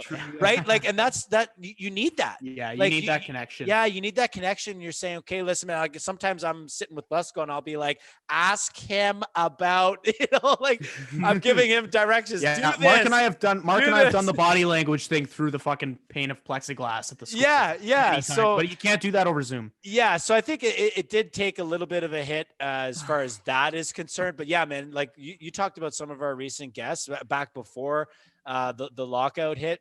Luke Fox was a huge get. I don't even really remember how we booked Luke Fox. Time flies, but he was a really fun get, man. Like, we had a great chat with him. We was talking about music. He was a beat writer for a hip hop magazine and interviewed, like, you'd like this, Hobson. Like, he interviewed like some huge names in the rap game. Like he hung out with Kanye West for a day to do interviews for this magazine. So he had some pretty cool stories about that. So that was really cool. Because if I recall correctly, the name of the episode was Content Machine, wasn't it? Yeah. Well, because Luke is a content machine, as I'm sure you guys are aware. The fucking guy sends out like 4 or 5 articles a day. Yeah. So it's pretty crazy. Nonstop. Yeah, we had him on. We've had Nick Alberga is a pretty that's another name I meant to get as well. Yeah, he's the host of Leafs Nation on the Fan 590. So they do the pregame, the intermission, and the post game.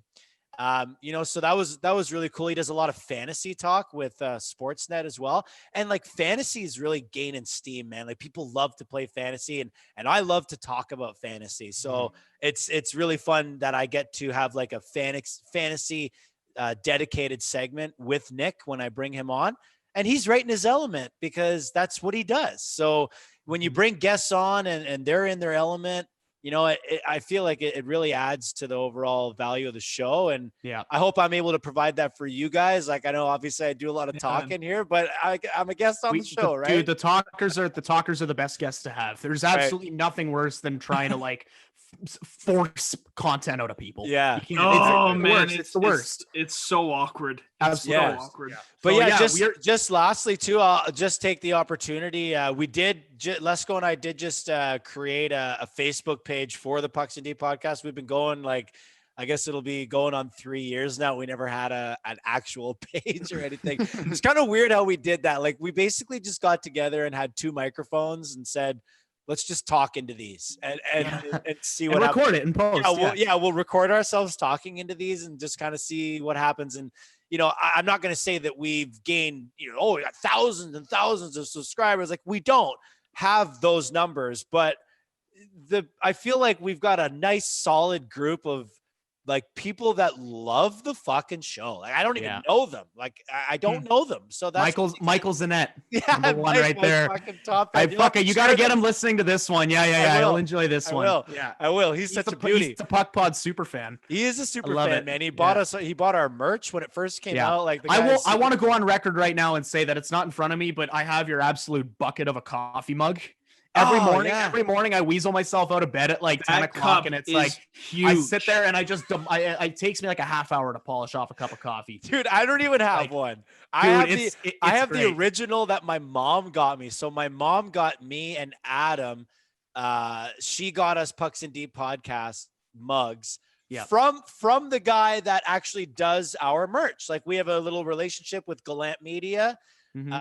So he does our merch for us, and I still have the only Pucks and Deep mug that I have is the one that my mom got me. So it's not even really like the polished up rendered version that you have. Yours polished is so up rendered sick. Version. It's like it's as big as my head. Honestly, like sick. It's awesome. It's awesome. I should get one for myself. You should. You really should. It's picked me up for many a mornings. Nice, man. I'm glad to hear it. And Mark, you're looking sharp in that hoodie, my friend. Looking sharp. I love it, man. It's comfy. Hey, comfy as hell. Soon as you guys roll out with the Shanaclan merch, I'll be all over it, my friends. Fuck yeah, man. Oh yeah. Right on. Well, one last time, Coleman, thanks a lot for joining the show today. Really appreciate you taking time to join us. It was a great chat as always, and we're looking forward to having you back, man. Hey, anytime, boys. You just tell me when, and I'll be here. Say the word. Okay, right so one final thing, Coleman. Prediction for the playoffs. What are you thinking? Oh, man. What? Okay, well, obviously we're coming out. I mean, we're coming out of the North, and I think that I will be more nervous than I ever have been in my whole life for the moment that the puck hits the ice for game 1, round 3, regardless of who it is. I don't want to say that I'm sleepwalking through the North Division because I won't be. But if we don't come out of the North Division, it will be a huge disappointment. Failure of the season. Yeah. Well, let's see what happens first, right? Fair. Yeah. Okay. Circumstances may depend. Injuries, goalie, bad luck, whatever, I feel like we could potentially not come out of the North and still view the season as a success. I think there are ways that can happen. Yeah. It just all depends on if they shoot themselves in the foot, it'll be a failure. Yeah. Like if we fail to come out, then we fucking failed. But like there could be some circumstances that may happen that could be out of our control, you know, and we'll see. Hopefully not. But yeah, I think that that third round is going to be fun, man, because like it'll be good.